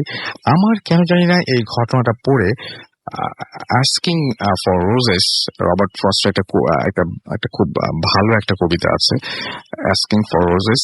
এই এই এই কবিতাটার কথা কেন যেন মনে হচ্ছিল, যদিও এর মধ্যে হয়তো ফুলের বাগান টাগান কিছু ছিল না, বাট আমার কাছে কেন যেন কেমন যেন মানে মনে হচ্ছে ওইটার সাথে না এটা খুব যায়। I don't know Y, but এটা কেন যেন যায়। তো আমি বাসাটার দিকে তাকিয়ে থাকলেই আমি নিজেও বুঝতে পারছি কেমন একটা ভেজা স্যাঁতস্যাঁতে একটা অনুভূতি হয়। আমি ঠিক বোঝাতে পারবো না। আপনি আমাদের ফেসবুক পেজে গিয়ে ছবিটা দেখে নিতে পারেন, এবং আপনার যে অনুভূতি সেটা আপনি অবশ্যই সেখানে শেয়ার করতে পারেন চাইলে। আমি এখন চলে যাব ফেসবুকে আমাদের, এবং এখানে আমাদের যে সমস্ত যারা যে সমস্ত লিসেনাররা আমাদের এখানে এখন কমেন্ট করছেন তাদের কিছু পড়ে আসি। আমরা প্রথমে যাচ্ছি আমাদের ভূত এফএম এর পেজটা, যেটার অ্যাড্রেসটা হচ্ছে www.facebook.com/bhutfm.russell, এবং এইখানে আমি দেখতে পাচ্ছি যে অনেকেই আমাদের এখানে এখন জয়েন করেছেন, এবং অনেকে অনেক কিছুই লিখছেন এখানে। তাদের মধ্যে আমি দুই একটা পড়ে শোনাচ্ছি। রাজন আমাদের লিখেছেন, কমেন্টগুলো পড়েন না কেন, এবং আমাদেরকে দেখতে পাচ্ছি যে তিনি বলছেন যে তার মন খারাপ হয় কমেন্ট না পড়লে। আসলে সব কমেন্ট তো পড়া সম্ভব না। আগে প্রায়োরিটি কোনটা, ঘটনা পড়া, তারপরে যে মানে আপনি নিজেও দেখতে পাচ্ছেন ফেসবুকে যেখানে কতগুলো কমেন্ট আছে, সবগুলো যদি পড়তে শুরু করি তাহলে মানে আপনি চিন্তা করছেন আপনারটা যে আপনার কমেন্ট পড়া হচ্ছে না, তাহলে মানুষজন মানে আর থাকতে হবে না এখানে। বাট আমরা মানে কমেন্টগুলো আলাদাভাবে পড়ছি, যখন হয়তো আপনার সাথে সেটা হচ্ছে আমরা রেডিওতে পড়ছি না, বাট আপনার কমেন্টগুলো তো আমরা দেখছি, জানছি। আমাদেরকে দেখতে পাচ্ছি যে সিমি আহমেদ লিখছেন তৌসিফ ভাইয়াকে আবার স্টুডিওতে আনুন প্লিজ। হ্যাঁ, মানে হিয়ার এ বিউটিফুল স্টোরি, এবং আমার এখনো গুজবাম্প হয় ওটা মনে পড়লে। অ্যান্ড ইয়েস, আমরা পারি আরেকবার নিয়ে আসতে তাকে। মোর্শেদ হাসান আমাদের সাথে আছেন, এবং আমাদের দেখতে পাচ্ছি আমাদেরকে তিনি বলছেন যে ইমাম সাহেব যে ঘটনাটা তিনি শুনলেন সেই ঘটনা তার কাছে ভালো লেগেছে। ভালো হচ্ছে ভাইয়া এখানে লিখেছেন রাফায়েত হোসেন শুভ্র। এছাড়াও দেখতে পাচ্ছি নাইম আমাদের সাথে আছেন, আমাদের সাথে রয়েছেন রাব্বি আহমেদ সম্রাট, এছাড়াও আসলাম আনজুম আমাদের সাথে আছেন, অর্ণব সমুদ্র আমাদের সাথে আছেন, আমাদের সাথে রয়েছেন দেখতে পাচ্ছি হালিমুল আলিম, এছাড়া আমাদের সাথে রয়েছেন তারিকুল ইসলাম মিশুক, এছাড়াও ফারাবি রিয়াদ আমাদের সাথে আছেন, আমাদের সাথে রয়েছেন দেখতে পাচ্ছি ফারহান ফারাবি, আশরাফুল হাসান হামিম, এছাড়াও রানা আহমেদ রুকন, এছাড়াও আমাদেরকে দেখতে পাচ্ছি আছেন আমাদের সাথে এখানে আতাউর রহমান, এছাড়াও আছেন ইউসুফ হাসনাত। যে নামগুলো একটু হাস্যকর সেই নামগুলো আমি পড়তে পারছি না এই মুহূর্তে, আই এম সরি। হাজিম আমাদের সাথে আছেন। অনেকে ফেসবুকে অনেক হাস্যকর নাম ইউজ করে, আমি তাদের কথা বলছি আর কি। এছাড়াও আমাদের সাথে রয়েছেন ফারজানা আফরোজ, এছাড়াও আমাদের সাথে আছেন মালিহা সোহান সহ আরো অনেকে। And thank you very much যারা কমেন্ট করছেন এত রাত্রেও। এবং আমি চলে যাব আমাদের প্রথম অতিথির কাছে আরো একটা ঘটনা শোনার জন্য। সেই পর্যন্ত মানে আমাদের সাথে এবং আমার পুরো সময় আমাদের সঙ্গে থাকবেন। আপনার নামটা প্লিজ আরো একবার বলবেন, তারপর আপনার ঘটনাটা আমরা শুনবো। আসসালামু আলাইকুম লিসেনার্স, আফনান এগেইন। এখন যে ঘটনাটি শেয়ার করতে চাচ্ছি এই ঘটনাটি আমার নানা বাড়ি, যেখানে রাজবাড়িতেই আর কি। তো ওইখানে অনেক মানে পুরাতন মানে অনেক মুরব্বী একজন লোক ছিলেন। তো উনি 1950-তে পাকিস্তানি সেনাবাহিনীতে সোলজার পদে ঢুকেছিলেন। যখন আমরা জানি যে ভারত নিয়ন্ত্রিত এবং পাকিস্তান নিয়ন্ত্রিত এবং চীন নিয়ন্ত্রিত তিনটা দেশ নিয়ন্ত্রিত একটা জায়গা আছে কাশ্মীর। 1962-তে ভারতের সাথে চীনের যেই যুদ্ধটা হয় কাশ্মীরের লাদাখ যে অঞ্চলটা নিয়ে, এই ঘটনাটি ওই সময়ের ঘটনা। উনি যখন পাকিস্তানি সেনাবাহিনীতে চাকরি করতেন তখন 1962-তে যখন ওই লাদাখ নিয়ে ভারত এবং চীনের সাথে যুদ্ধ শুরু হয়, তখন পাকিস্তান কৌশলগত কারণে তাদের যে এলাকাটা সেখানে কিছু মিলিটারি মানে ডিপ্লয়মেন্ট করেন সেখানে। তো ওইখানে বিশেষ করে সিয়াচেন হিমবাহর ওই জায়গাটা আমরা জানি যে ওইটা কিন্তু বিশ্বের সর্বোচ্চ যুদ্ধক্ষেত্র যেটা বলা হয় আর কি, অত্যন্ত দুর্গম এলাকা সেটা। তো ওর আশেপাশে যে কিছু গ্রাম আছে ওখানে কিছু মিলিটারি ডিপ্লয়মেন্ট করা হয় কিছু সিকিউরিটির জন্য। তো ওনারা যেই গ্রামটিতে ছিলেন ওই গ্রামটা প্রতিদিনই নিয়মিত তারা রেকি করতেন। তো রাতের বেলা তারা তাঁবুটা নিয়ে সেখানে ঘুমাতেন। অফিসার ছিল একজন ক্যাপ্টেন পদমর্যাদার অফিসারের আন্ডারে তারা ছিলেন, এবং ওনারা ওই গ্রামে অল্প সংখ্যক লোক ছিল, তাদেরকে বলে দিয়েছেন আপনারা যদি রাতের বেলা অস্বাভাবিক কোনো শব্দ বা কেউ ডাকাডাকি করে বা কোনো সন্দেহজনক কিছু হয় আমাদেরকে বলবেন। সেটা শুধুমাত্র তাদের মানে মিলিটারি সুবিধার্থে, কোনো এমনি মানে প্যারানরমাল কোনো বিষয় চিন্তা করে তারা এগুলো বলেন। তো কয়েকদিন পরে এক লোক এসে তাদেরকে অভিযোগ করছে যে ভাই আমার রাতের বেলা আমার বাসায় কিছু ঘটনা ঘটে। তো কি ঘটনা? তখন বলেন যে আমার প্রথমে রাতের বেলা আমাদের প্রথমে জানালায় ঠক ঠক ঠক এরকম কয়েকবার মানে নক করা হয়। এরপরে কিছুক্ষণ পরে চলে আসে সেটা সরাসরি দরজায়, সেখানে দরজায় ঠক ঠক ঠক এভাবে বেশ কয়েকবার নক করার পরে আর কোনো কথা হয় না, চলে যায়। তো ওনারা বললেন ঠিক আছে আমরা এটা দেখবো আসলে ঘটনাটা কি। তো ওনারা এক রাত্রে দুজন সোলজারকে পাঠিয়ে দিলেন যে ওই বাড়িটা একটু রাতের বেলা দেখে আসবে, আসলে এটা কি ঘটনা, আমাদের কোনো শত্রুপক্ষের কোনো কাজ কিনা, এই টাইপের কোনো কিছু কিনা দেখবা। তো ওনারা সারা রাত গোপনে বসেছিলেন, কিন্তু ওনারা কাউকে দেখতে পান নাই। কিন্তু মজার বিষয় রাসেল ভাই, ওনারা কিন্তু ওই রাতে ওই যে ঠক ঠক ঠক যে শব্দটা, ওই বাড়ির লোকজন কিন্তু শব্দটা ঠিকই শুনেছে সে রাতেও। তো যখন ওই বাড়ির লোক পরে এসে ক্যাম্পে এসে বললেন যে আজকে রাত্রে তো ঘটনা ঘটেছে, তখন ক্যাপ্টেন সাহেব ওই দুই সোলজারকে ডেকে পাঠালেন, বললেন তোমরা কি কিছু দেখেছো? না স্যার, আমরা তো কিছু দেখি নাই, আমরা সারা রাতেই ওখানে গোপনে বসেছিলাম যে ওই বাড়িতে কে আসে না আসে, কিন্তু আমরা কাউকে দেখি নাই। ক্যাপ্টেন সাহেব খুব মানে অবাক হলেন যে এরকম তাহলে কে করলো এই ঘটনাটা। উনি আরো সন্দেহ করলেন যে এটা কি মানে ভারতীয় সোলজারদের কোনো কাজ কিনা, উনি এটা সন্দেহ করেছিলেন। তখন উনি বললেন যে ঠিক আছে এরপরে কি হয় আবার আমাদেরকে জানাবেন। এর কয়েকদিন পরে এসে ওই লোকটি বলছে, মানে বাড়ির যে লোকটা, এই লোকটা সে মানে ক্যাম্পে এসে বলছে যে স্যার আসলে আপনাদেরকে একটা বিষয় বলা হয়নি, সেই বিষয়টি একটু বলতে চাই। তো বললো ঠিক আছে বলেন। তো বললো যে বেশ অল্প সপ্তাহখানেক আগে আমার মেয়ে আমার ঘরে সুইসাইড করে, গলায় ফাঁস লাগিয়ে আত্মহত্যা করে। তো ও আত্মহত্যা করার পরেই এই ঘটনাগুলো শুরু হচ্ছে। এখন ক্যাপ্টেন সাহেব এগুলো বিশ্বাস করতেন না, ক্যাপ্টেন সাহেব এগুলো কিছু বিশ্বাস করতেন না, ভূত প্রেত বা জিন টিন এগুলো উনি কিছু বিশ্বাস করতেন না। তো বলে যে এগুলা কিছু না, এগুলো মানে বাজে কথা, অন্য কোনো কারণ আছে। বলে না স্যার অন্য কোনো কারণ নাই, কারণ আগে ঠক ঠক করতো, এখন নতুন ঘটনা ঘটছে। বলে কি ঘটনা? মানে এখন দরজার বাইরে এসে মানে আমার ওই মেয়ের কণ্ঠে কান্নাকাটি করে, হু হু শব্দে কান্নাকাটি করে, এবং আমার স্ত্রীকে বলে যে মা আমি খুব কষ্টে আছি, আমার ওই ফাঁস লাগানো দইটা দিয়ে দাও না, আমাকে দইটা দিয়ে দাও, আমি খুব কষ্টে আছি। তখন ক্যাপ্টেন সাহেব বলছেন যে এগুলো সব বানানো কথা, আমি এগুলো বিশ্বাস করি না। রাস্তায় এটা সত্যি, প্রতি রাত্রে এটা ঘটছে। তখন ক্যাপ্টেন সাহেব বললেন যে ঠিক আছে আমি যাব, দেখি আসলে এই ঘটনাটা কি, আমি নিজেই দেখবো। উনি রাগ করে সিদ্ধান্ত নিলেন যে উনি ওই রাত্রে ওই বাসায় থাকবেন, বাসা থেকে দেখবেন আসলে ঘটনাটা কি হয়। উনি একা ছিলেন না, ওনার সাথে এক দুইজন সোলজারও ছিল। তো যে ঘটনাটি যে মুরব্বী আমাকে বলেছিলেন উনি ওই ক্যাপ্টেন সাহেবের সাথে ছিলেন ওই সময়। তো রাতের বেলা সত্যি যখন রাত গভীর হয়ে গেল, 1টা কি 2টো বাজে, তখন ওনারা শব্দ শুনেন বাইরে যে নাকি সুরে কেউ কান্নাকাটি করছে এবং বলছে যে মা দইটা কি দিবা না, আমার খুব কষ্ট হচ্ছে, দইটা দিয়ে দাও, আমার অনেক কষ্ট হবে না দিলে। তখন ওর মাকে কিছু জিনিস শিখিয়ে দেওয়া ছিল যে যদি এরকম কথা বলে আপনি কিছু কথা বলবেন। তখন ওর মা বললেন যে তোমাকে তো দইটা দিব, কিন্তু আমি কিভাবে দিব, দরজা তো বন্ধ। বলে যে দরজার নিচে ফাঁকা আছে, তুমি দরজার নিচে ফাঁকা দিয়ে দইটা দিয়ে দাও।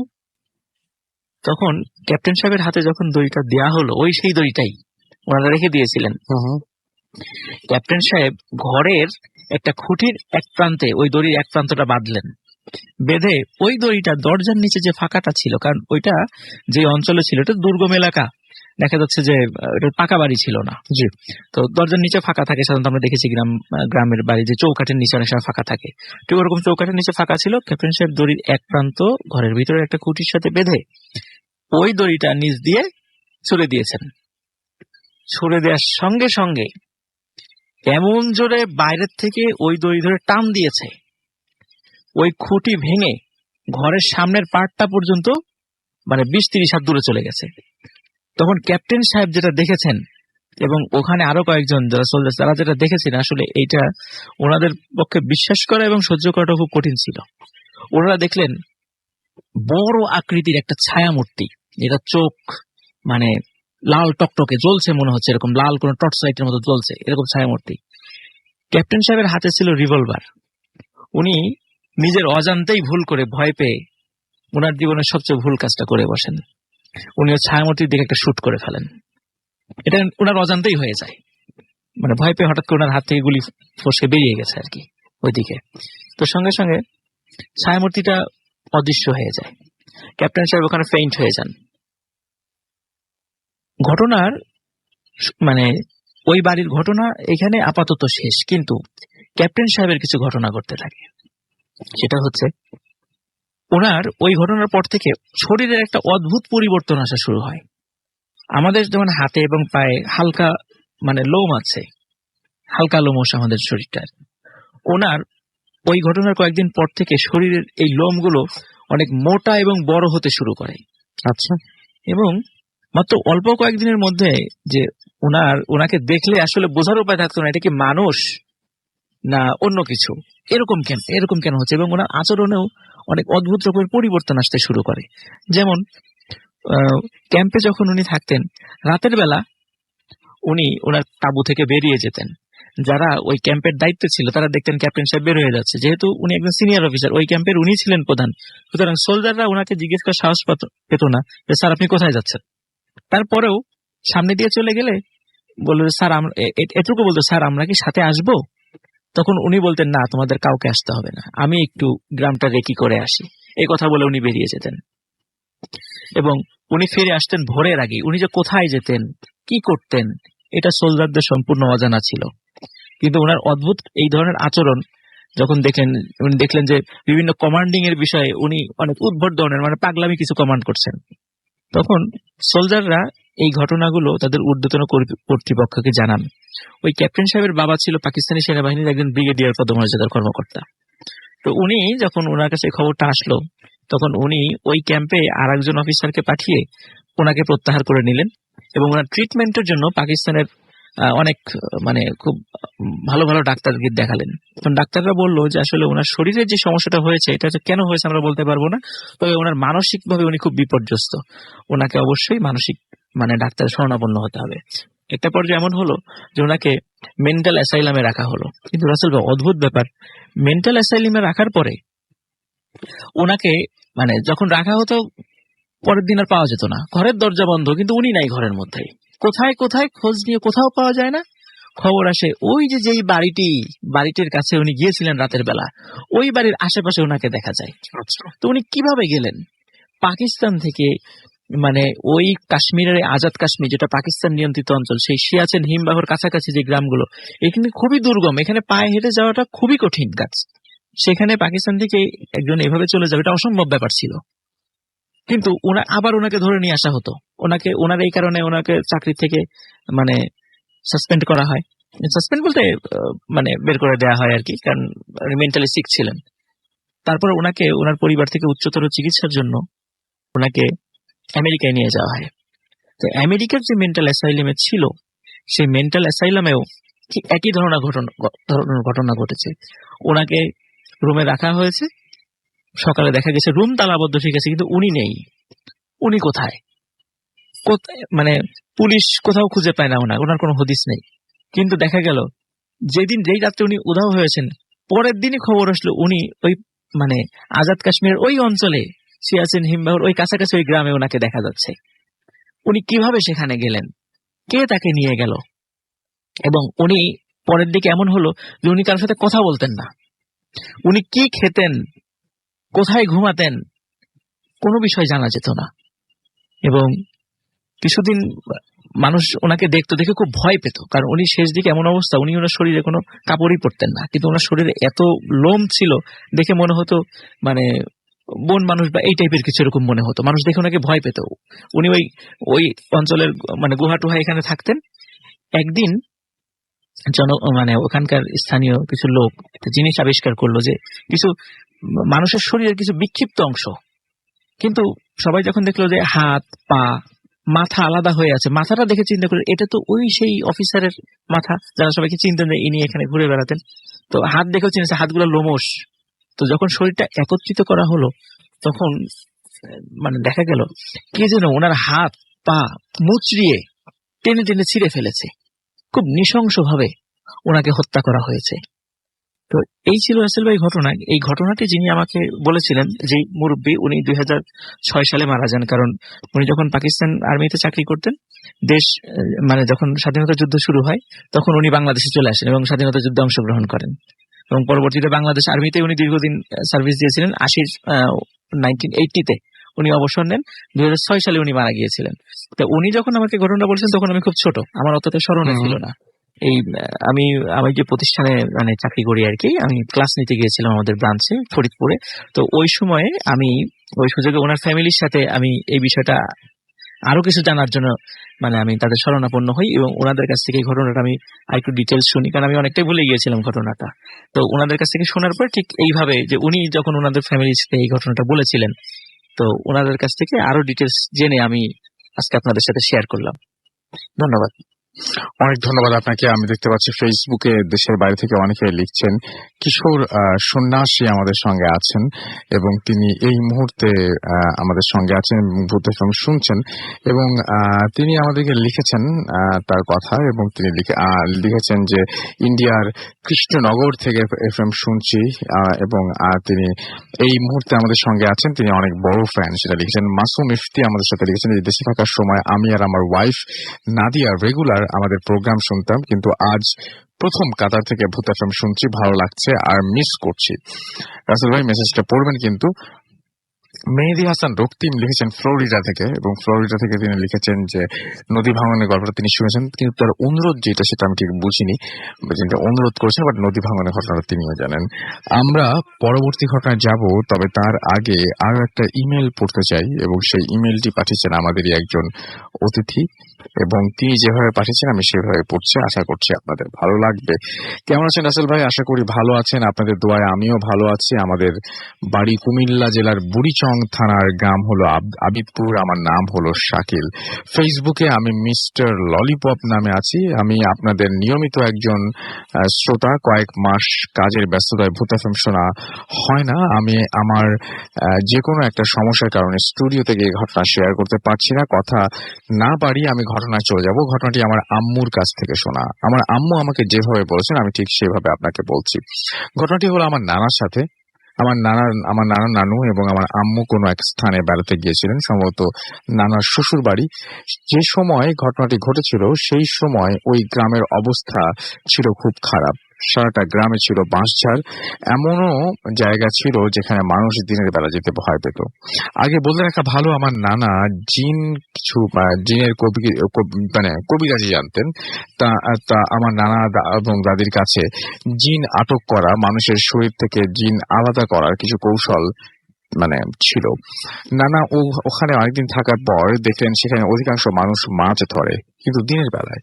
রাতে কেউ ভয়ে ঘর থেকে বের হতেন না। সেই গ্রামের এক বিশাল বাঁশঝাড়ের পেছনে রয়েছে কয়েকটা পুকুর এবং সেই পুকুরে অনেক মাছ, কিন্তু জায়গাটা এতই ভয়াবহ যে কেউ দিনেও যেতে সাহস পেতেন না। আমার নানা জানতে পারলেন যে সেই পুকুরে অনেক মাছ এবং সেখানে কেউ মাছ ধরে না, কিন্তু সেখানে মাছ ধরতে তারা আগ্রহী অনেকেই। এশার আজানের পর নানা ওনার শ্বশুর কাছ থেকে জাল চাইলেন, কিন্তু তাকে কেউ জাল দিতে রাজি হচ্ছিল না। আমার নানুও নাকি অনেক কান্নাকাটি আরম্ভ করে দিয়েছিলেন, সবাই তাকে বাধা দিচ্ছিল, কিন্তু নানা কে আটকে রাখতে পারে, কারণ যেই কথা সেই কাজ। জাল নিয়ে বেরিয়ে পড়লেন, সাথে কাউকে নিলেন না। নানা বাঁশঝাড়ের মাঝামাঝি অবস্থায় এসে দেখলেন নানার সামনে একটা বাঁশ, যা দেখার জন্য তিনি একদমই প্রস্তুত ছিলেন না। আর এই লাশটাকে ঘিরে রেখেছে অনেকগুলো বিড়াল এবং অনেকগুলো বড় বড় কুকুর। কুকুরগুলো বিড়ালগুলোকে তাড়াচ্ছে, কিন্তু বিড়ালগুলো পুনরায় লাশের কাছে লাশের কাছে আসছে এবং ওই পুকুরে যাওয়ার আরেকটা রাস্তা আমার খুঁজলেন, এবং সফল হলেন। তিনি অন্তত 10 মিনিট হাঁটার পর পুকুরে গিয়ে পৌঁছালেন এবং সেখানে মাছ ধরা নিয়ে তিনি ব্যস্ত হয়ে পড়লেন। আশেপাশে খুব নীরব, মাঝে মাঝে ভেসে আসছিল কুকুরের ঘেউ ঘেউ এবং কিন্তু তিনি আশেপাশে মনোযোগ না দিয়ে মাছ নিয়ে ব্যস্ত ছিলেন। তিনি ভালো পরিমাণে মাছ পাচ্ছিলেন, কিন্তু লক্ষ্য করলেন যে তিনি যে পরিমাণ মাছ পাচ্ছেন সে পরিমাণ মাছ তার ব্যাগে নেই। তিনি তখনই বুঝতে পারলেন এখানে কোনো একটা ঘটনা আছে। এখন তিনি ব্যাগটা তার সাথে রাখলেন এবং পুনরায় মাছ ধরায় ব্যস্ত হয়ে গেলেন। কিছুক্ষণ পর তার ব্যাগটা ভর্তি হয়ে গেল। তিনি এমন সময় বাতাসের আওয়াজ শুনতে পেলেন এবং তিনি লক্ষ্য করলেন বাতাসটা উত্তর দিক থেকে প্রবাহিত হচ্ছে এবং বাতাসটা ধীরে ধীরে আসছে দক্ষিণ দিকে। আর বাতাসে বড় বড় গাছপালা নড়ছে, ছোট ছোট গাছপালা নড়ছে এবং বাতাস শুধু ওই স্থানে, যে স্থানটি পার হয়ে তিনি বাড়িতে পৌঁছাবেন। এই অবস্থায় তিনি কিছুক্ষণ দাঁড়িয়ে থাকলেন। আর কিছুক্ষণ পর তিনি যা দেখলেন তা হলো একটা পুরুষের বডি তার দিকে আসছে। বডিটার চেহারা আবছা ভাবে দেখা যাচ্ছে, ভালোভাবে দেখা যাচ্ছিল না। তিনি ভালো করে লক্ষ্য করে দেখলেন বডিটা মানুষের চাইতে অনেক উঁচু এবং মোটা। আর সবচেয়ে ভয়াবহ ব্যাপার হলো বডিটায় মাথা ছিল না, আর চুলগুলো ছিল তার বুক থেকে। কি অদ্ভুত, চিন্তা করে দেখুন। তিনি এটা দেখার পর অনেক ভয় পেয়ে গেলেন এবং আগেই বলেছিলাম নানা তার দাদির কাছ থেকে কিছু জিনের কবিরাজি শিখেছিলেন।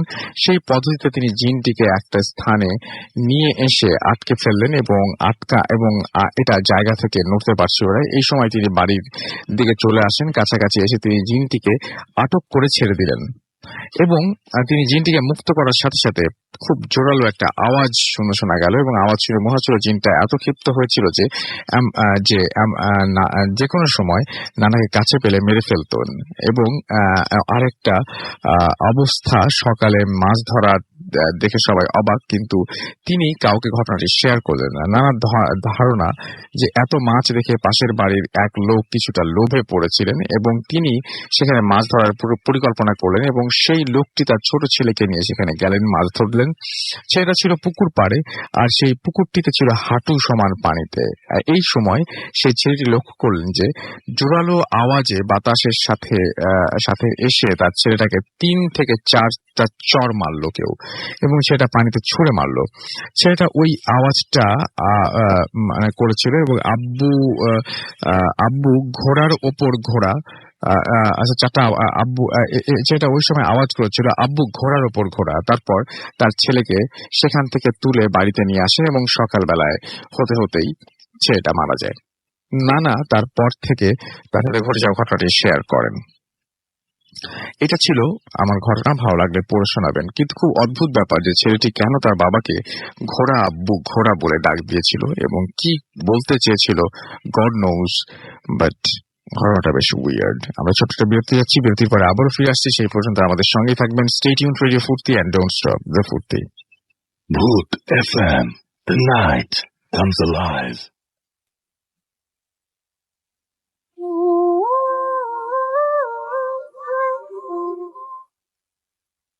হ্যালো এভরিওয়ান আউট দেয়ার, আমি Tanmoy Ghosh, Siliguri, West Bengal, India থেকে বলছি। প্রথমে রাসেল ভাই অ্যান্ড রেডিও ভর্তির সবাইকে বুথ এফএম এর 6 years কমপ্লিশনের জন্য congratulations and lots of good wishes. আপনাদের অনেকেরই এক্সপিরিয়েন্সেস আমি অতীতে বুথ এফএম এ শুনেছি এবং সেখান থেকে এই রেকর্ডিং পাঠানোর অনুপ্রেরণাটা পাওয়া। তো শুরুতেই যে একটা কথা বলবো, সবারই হয়তো ভূতের ব্যাপারে বা প্যারানর্মাল জিনিসগুলোর ব্যাপারে অনেক রকমের ওপিনিয়ন থাকে। তো আমাদের অনেকেই বা সবাই নিজেদের জীবনে কখনো কখনো কিছু উইয়ার্ড জিনিস এক্সপিরিয়েন্স করেছি। অনেকের ক্ষেত্রে হয়তো তারা ইগনোর করে এগিয়ে গেছেন, আবার আমার মতো বা আমাদের মতো কিছু মানুষ আছে যারা আবার সেগুলো নিয়ে ভেবেছে। তো ভূত নিয়ে আমার একটা স্ট্রং ওপিনিয়ন আছে, তাদের এক্সিস্টেন্স নিয়ে আমার খুব বেশি একটা যে সন্দেহ আছে তা নয়। আমার যা মনে হয় তা হলো যে ভূত বা অন্যান্য যে কোনো ফর্মের বিষয়ে আমরা অবগত, তাদের আমাদের সাথে এক্সিস্টেন্স বর্তমান, ইভেন হয়তো একই স্থানে বা একই সময়ে, যাই হোক, কিন্তু আমাদের অবস্থান তাদের অবস্থানের মধ্যে যে পার্থক্য হলো সেটা হলো ডিমেনশনের। যেহেতু দুটো আলাদা আলাদা ডিমেনশনে অবস্থান, তাই আমরা তাদের বা তারা আমাদের দেখতে পায় না ম্যাক্সিমাম কেসেস। তো কিন্তু কিছু কিছু পার্টিকুলার টাইম এন্ড প্লেসেসে কোনো একটা মিডিয়ামের থ্রু আমাদের এই এক্সপিরিয়েন্সেস গুলো হয়ে থাকে। তো যাই হোক, এটা আমার ওপিনিয়ন ছিল ভূতের ব্যাপারে। আর আপনাদের অমূল্য সময় নষ্ট না করে সরাসরি গল্পটাতে চলে যাবো। তো গল্পের বিষয়ে একটা জিনিস বলে রাখি যে গল্পের কিছু characters and place of occurrence actually reveal করতে পারছি না সঙ্গত কারণে। গল্পটা আজ থেকে 7 বছর আগে। তো তখন আমি ক্লাস 12-এ পড়ি উত্তরবঙ্গেরই একটা খুব পরিচিত শহরের নামটা আমি ঠিক বলতে পারছি না এখন। যাই হোক, কিন্তু সেখানে আমরা থাকতাম একটা ভাড়া বাড়িতে, 4 বন্ধুরা। আমাদের এখানকার লোকাল 4টে ছেলে, আমরা ওখানে থাকতাম। তো যেহেতু গ্রামের ছেলে, যখন পড়াশোনা বা স্কুল বা টিউশন থাকতো না, তো তখন আমরা ম্যাক্সিমাম টাইমই শহরের বাইরে কিছু এরিয়ায় ঘুরতে যেতাম সাইকেল নিয়ে, স্পেসিফিক্যালি বিকেল বেলার সময়টা, কারণ যেদিন খেলাধুলো থাকতো না, তো আমাদের এটা প্রায় অভ্যেস হয়ে দাঁড়িয়েছিল যে আমরা বিকেলের দিকে বেরোতাম ঘুরতে। যেহেতু মাঝে মাঝে বেরোতাম, তাই প্রত্যেক দিনই একটা আলাদা আলাদা দিকে টার্গেট করে বেরোতাম যে আজ এই দিকটাতে যাওয়া হবে বা এই এরিয়াটার দিকে ঘুরতে যাবো, এরকম ভেবে আমরা বেরোতাম। তো সেরকমই একদিন হঠাৎ আমরা 3 বন্ধু, যে ফোর্থ পার্সনটা ছিল সে সেদিন যায়নি, কারণ কিছু তার প্রবলেম ছিল বলে সেদিন সে যায়নি। তো 3জনই আমরা 2টো সাইকেল করে বেরিয়েছিলাম বিকেল দিকে ঘুরতে। মে মাসের বিকেল বলে সময়ের কোনো অভাব ছিল না, কারণ সন্ধ্যেটা অনেক লেট করে হতো, তাই অনেকটাই দূরে এসে পড়েছিলাম সেদিন সাইকেল চালাতে চালাতে। তো যখন আমরা সবাই খুব ক্লান্ত, মানে অনেকক্ষণ ধরে সাইকেল চালাচ্ছি প্লাস গরম, তার কারণে ক্লান্ত হয়ে পড়েছি, তখন মনে হলো কি যে একটু বসার যদি কোথাও একটা জায়গা পাওয়া যেত তাহলে খুব ভালো হতো। কিন্তু মুশকিলটা হলো যে বসার বা রেস্ট নেওয়ার তেমন কোনো জায়গায় আশপাশে ছিল না। তো অগত্যা আর কিছুটা এগোনোর সিদ্ধান্ত আমরা নিলাম যে কিছুটা এগিয়ে যেয়ে হয়তো কোনো বসার জায়গা পাওয়া যেতে পারে। তো কিছুটা এগোনোর পরই আশ্চর্যভাবে একটা বড় একটা দিঘি বলা যেতে পারে।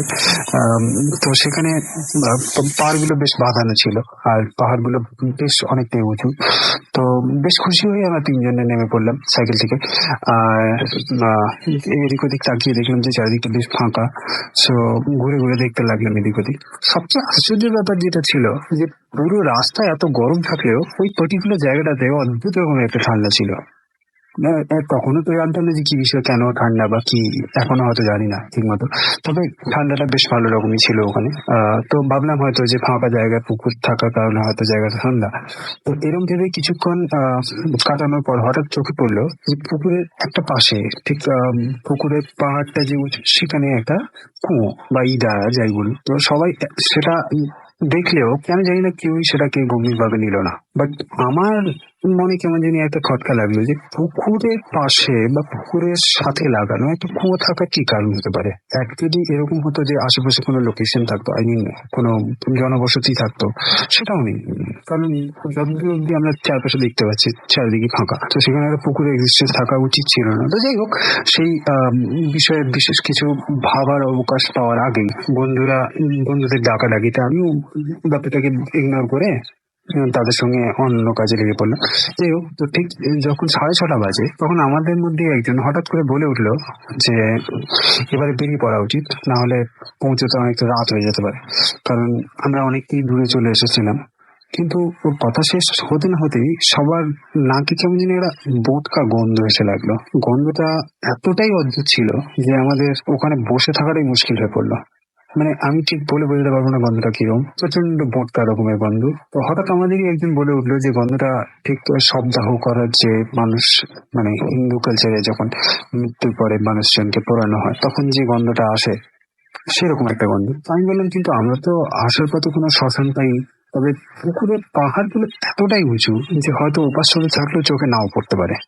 তাই ভাবলাম যে ওপাশটা সবাই মিলে গিয়ে দেখি যে কি হচ্ছে ব্যাপারটা। তো হাঁটতে হাঁটতে যখন পুকুরের অন্য পাশটায় পৌঁছলাম, যেহেতু পুকুরটা বড়, তো বেশ অনেকটাই ঘুরে ওপাশে যেতে হয়। তো তো পাশে যখন আমরা সবাই মিলে পৌঁছলাম 3জনে, তো সামনে তাকিয়ে দেখলাম যে যতদূর দেখা যাচ্ছে শুধু ফাঁকা মাঠ, মানে ধান টান চাষ করা রয়েছে, আর দূরে যা দেখা যাচ্ছে যে কিছু গাছ আছে। তাছাড়া সেখানে না কোনো শ্মশানের অস্তিত্ব আছে, নেই সেরকম কোনো গন্ধ আসার বা কোনো জায়গাও নেই যে যেখান থেকে গন্ধটা ভেসে আসতে পারে। অথচ গন্ধটা কিন্তু গিয়েই চলেছে, যতটুকু সময় যাচ্ছে তার সঙ্গে সঙ্গে গন্ধটা বাড়তে থাকছে। তো এই সমস্ত কিছু আমরা 3জনে আলোচনা করছি ওখানে দাঁড়িয়ে, হঠাৎই পিছন দিকে একটা ঝাপ করে আওয়াজ হলো।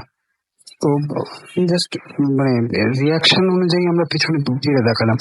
তো পিছনে যখন ফিরে তাকালাম তখন দেখলাম যে কিছু একটা বুঝতে পারলাম অ্যাকচুয়ালি যে কিছু একটা জলে ঝাঁপালো বাইরে থেকে, মানে এরকম নয় যে জলের ভেতরে কোনো মাছ যদি লাফ হয় সেরকম কোনো আওয়াজ হতে পারে, সেরকম কিছু না।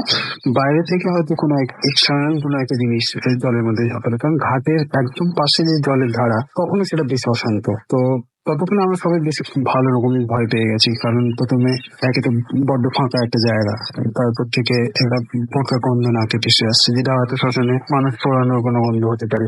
তারপর থেকে হঠাৎই জলের মধ্যে একটা ঝপ করে আওয়াজ হয়ে যাওয়া, কিন্তু বেশ আমরা ভয় পেয়ে গেছিলাম। তবে একটা ব্যাপার অদ্ভুত আমি দেখেছি যে ভয় যদি বেশি হয় তাহলে হয়তো ভয়ের কারণটা না জেনে আসা যায় না। এবং এই ভয়ের মধ্যে আমরা আস্তে আস্তে তখন যে তার সাথে বসেছিলাম সেই তার সাথে আবার ফিরে এলাম। আমরা এতটাই ভয় পেয়ে গেছিলাম যে কারোর মুখে তো প্রথম কোনো কথা ছিল না, মানে কারোর মুখ থেকে কোনো আওয়াজ বেরোচ্ছে না ঠিক। আর সঙ্গে সঙ্গে সেই জায়গাটা অদ্ভুত রকমের শান্ত হয়ে গেছিল, মানে চারিদিক থেকে কোনো রকম একটা পাখি ডাকার আওয়াজ নেই, ইভেন মানে কোনো রকমেরই আওয়াজ চারিদিক থেকে আসছে।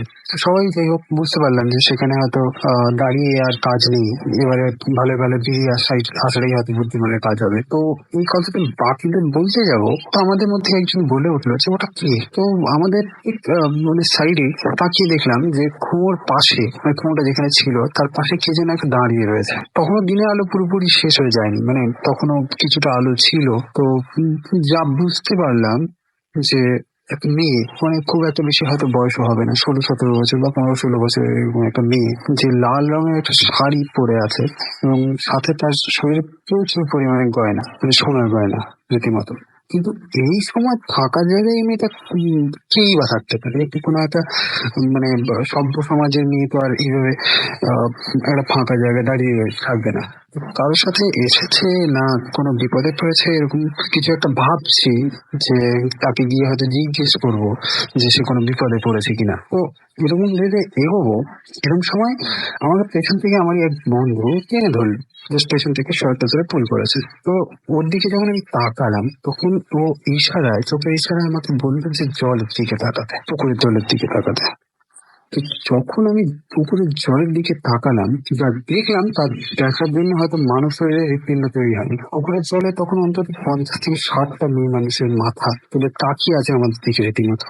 They were staring at us. ওদের শরীরগুলো জলে, মানে পুরো শরীরটাই জলে, আর শুধুমাত্র মাথাগুলো জলের উপরে তুলে রয়েছে। সবারই মুখগুলো কেমন জানি জলে থাকার কারণে, দীর্ঘদিন যদি কেউ জলে থাকে তার কারণে যে পচে কেমন ফুলে উঠেছে, আর কিরকম একটা অদ্ভুত ধরনের তাদের চেহারাগুলো হয়ে গেছে, যেটা আমি হয়তো বলে এখন বোঝাতে পারবো না। জাস্ট দেখার পরে আর কারোর মধ্যে এতটুকু শক্তি ছিল না, মনের মধ্যে বা শরীরে কারোর কাছে এতটুকু শক্তি ছিল না যে আমরা সেই বিষয়টা কি, কেন, কোথায় কি দেখতে যাবো। আমরা শুধুমাত্র প্রাণের ভয় ওখান থেকে 3জনেই চলেছি। তো ওপরে সাইকেলগুলো রাখা ছিল, সেগুলো নিয়ে চোখ বন্ধ করে, শ্বাস বন্ধ করে কত দূর যে সাইকেল টেনেছি আমি জানি না। ছুটতে ছুটতে যখন মানে অনেকখানি পথ চলে এসেছি, না পেছন দিকে ঘুরে তাকানোর পর্যন্ত আমাদের একবার মানে সাহস হয়নি যে আমরা পেছনে ফিরে তাকাবো যে পেছনে আদৌ কি আমাদের ফলো করছে কিনা, বা যাদেরকে আমরা দেখলাম জলের মধ্যে তারা আমাদের পেছনে আসছে, সেটাও দেখার মতো আমাদের সাহস ছিল না। তো আমরা শুধুমাত্র প্রাণের ভয় বা বেঁচে থাকার ইচ্ছাটা ভেতরে থাকার কারণে ওখান থেকে ছুটে পালিয়েছি। আর হয়তো যদি আর এক মুহূর্ত ওখানে থাকতাম তাহলে হয়তো আজ এই কারণ এরকম ভয়ঙ্কর কিছু আমি আমার জীবনে অন্তত খুব কম দেখেছি। তো বুঝতে পারলাম যে বেঁচে গেছি তখনই যে যখন দূরে একটা মানে বেশ কিছুটা দূরে আমরা রাস্তায়, তখন দূরে একটা দেখলাম যে একটা জায়গায় আলো জ্বলছে বেশ কিছু। তো বুঝতে পারলাম যে সেখানে কোনো একটা বাজার রয়েছে আর কি, ছোটখাটো মার্কেট। তো যখন সেখানে পৌঁছলাম তো তখন অনেকটাই সম্মতি ফিরে পেয়েছি সবাই ইঞ্জিনি। তো তখন আর শরীর চলছে না, টোটালি আর সাইকেলে টানতে পারছি না, শ্বাস নিতেও কষ্ট হচ্ছে। তো 3জন ডিসাইড করলাম যে না, কিছুক্ষণ ওখানে দাঁড়িয়ে কিছুটা সাহস জড়ো করে তারপরে ওখান থেকে বেরোবো। আর আরেকটা ব্যাপার তো ছিল যে এতক্ষণ যা কিছু ঘটলো আমাদের সাথে, সেটা কি ঘটলো বা কেন ঘটলো বা কিছু তার পেছনে কারণ আছে কিনা সেটা জানার ইচ্ছেটাও ছিল ভেতরে। তো সেখানে এক চায়ের দোকান ছিল, তো তাকেই মানে সেই চায়ের দোকানের যে মালিক আর কি, সে মনে হলো যে যথেষ্ট প্রবীণ মানুষ, তো তাকে জিজ্ঞেস করলে হয়তো সেই জায়গাটার একটা ইতিহাসের ব্যাপারে আমরা কিছু হলেও জানতে পারবো। তো সেই কারণেই আমরা তার কাছে গিয়ে জিজ্ঞেস করি যে প্রথমে আমাদের নিজেদের স্টোরিটাও বলি, যে এরকম একটা জায়গায় গেছিলাম যেখানে যাওয়ার পরে আমরা এই বিষয়গুলো প্রত্যক্ষ করেছি এবং এতটাই ভয় পেয়ে গেছিলাম যে আমাদের ওখান থেকে ছুটে আসতে হয়েছে। তো উনি সমস্ত ঘটনা শোনার পরে যা বললেন তা মোটামুটি এরকম যে পুকুরটা প্রায় 150 বছরেরও বেশি পুরনো। ওখানে ব্রিটিশ আমলে একটা শ্মশান ছিল। যখন বিধবা বিবাহের প্রচলন ছিল না, তখন সতীদাহ করা হতো। মানে সেটা হয়তো অনেকেই জানেন। তো আর যে মেয়েগুলোর পরিবারের আর্থিক অবস্থা খুব একটা সচ্ছল থাকতো না, তো তাদের মানে শেষকৃত্য করার জন্য যে পয়সার প্রয়োজন হতো, সেটা যদি না থাকতো কারোর কাছে, তো তাদের জ্ঞাত অবস্থায় ওই পুকুরের পাশে যে কুয়োটা ছিল, সেই কুয়োর জলে ফেলে দেওয়া হতো। পরে যদিও এই সতীদাহ প্রথা বন্ধ হয়ে যায় এবং উইথ দ্য টাইম শ্মশানটাও ওখানে নেই, কিন্তু সেই আত্মাগুলো হয়তো কখনো কোনো বিধান না হওয়ায় তো সেখানেই থেকে গেছে। আর লোকাল যারা মানুষ সেখানে যারা পাশাপাশি থাকেন, পাশাপাশি এরিয়াগুলোতে থাকেন, তো তারা এই বিষয়টাতে যথেষ্ট ভালোভাবে অবগত।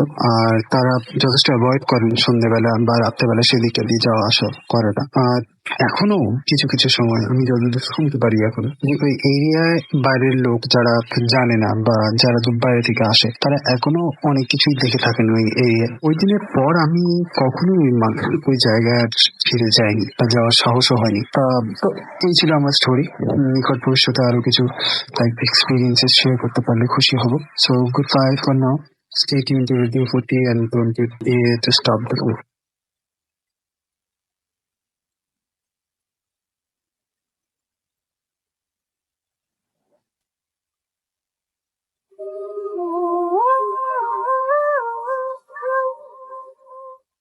Yes, don't you dare stop the Foorti. এবং আমার কাছে যেটা মনে হয় যে ভূত এফএমের মানে আজকে হাতে আর তেমন সময় নেই, বাট আমরা আরো কিছু ঘটনা শুনতে চাই।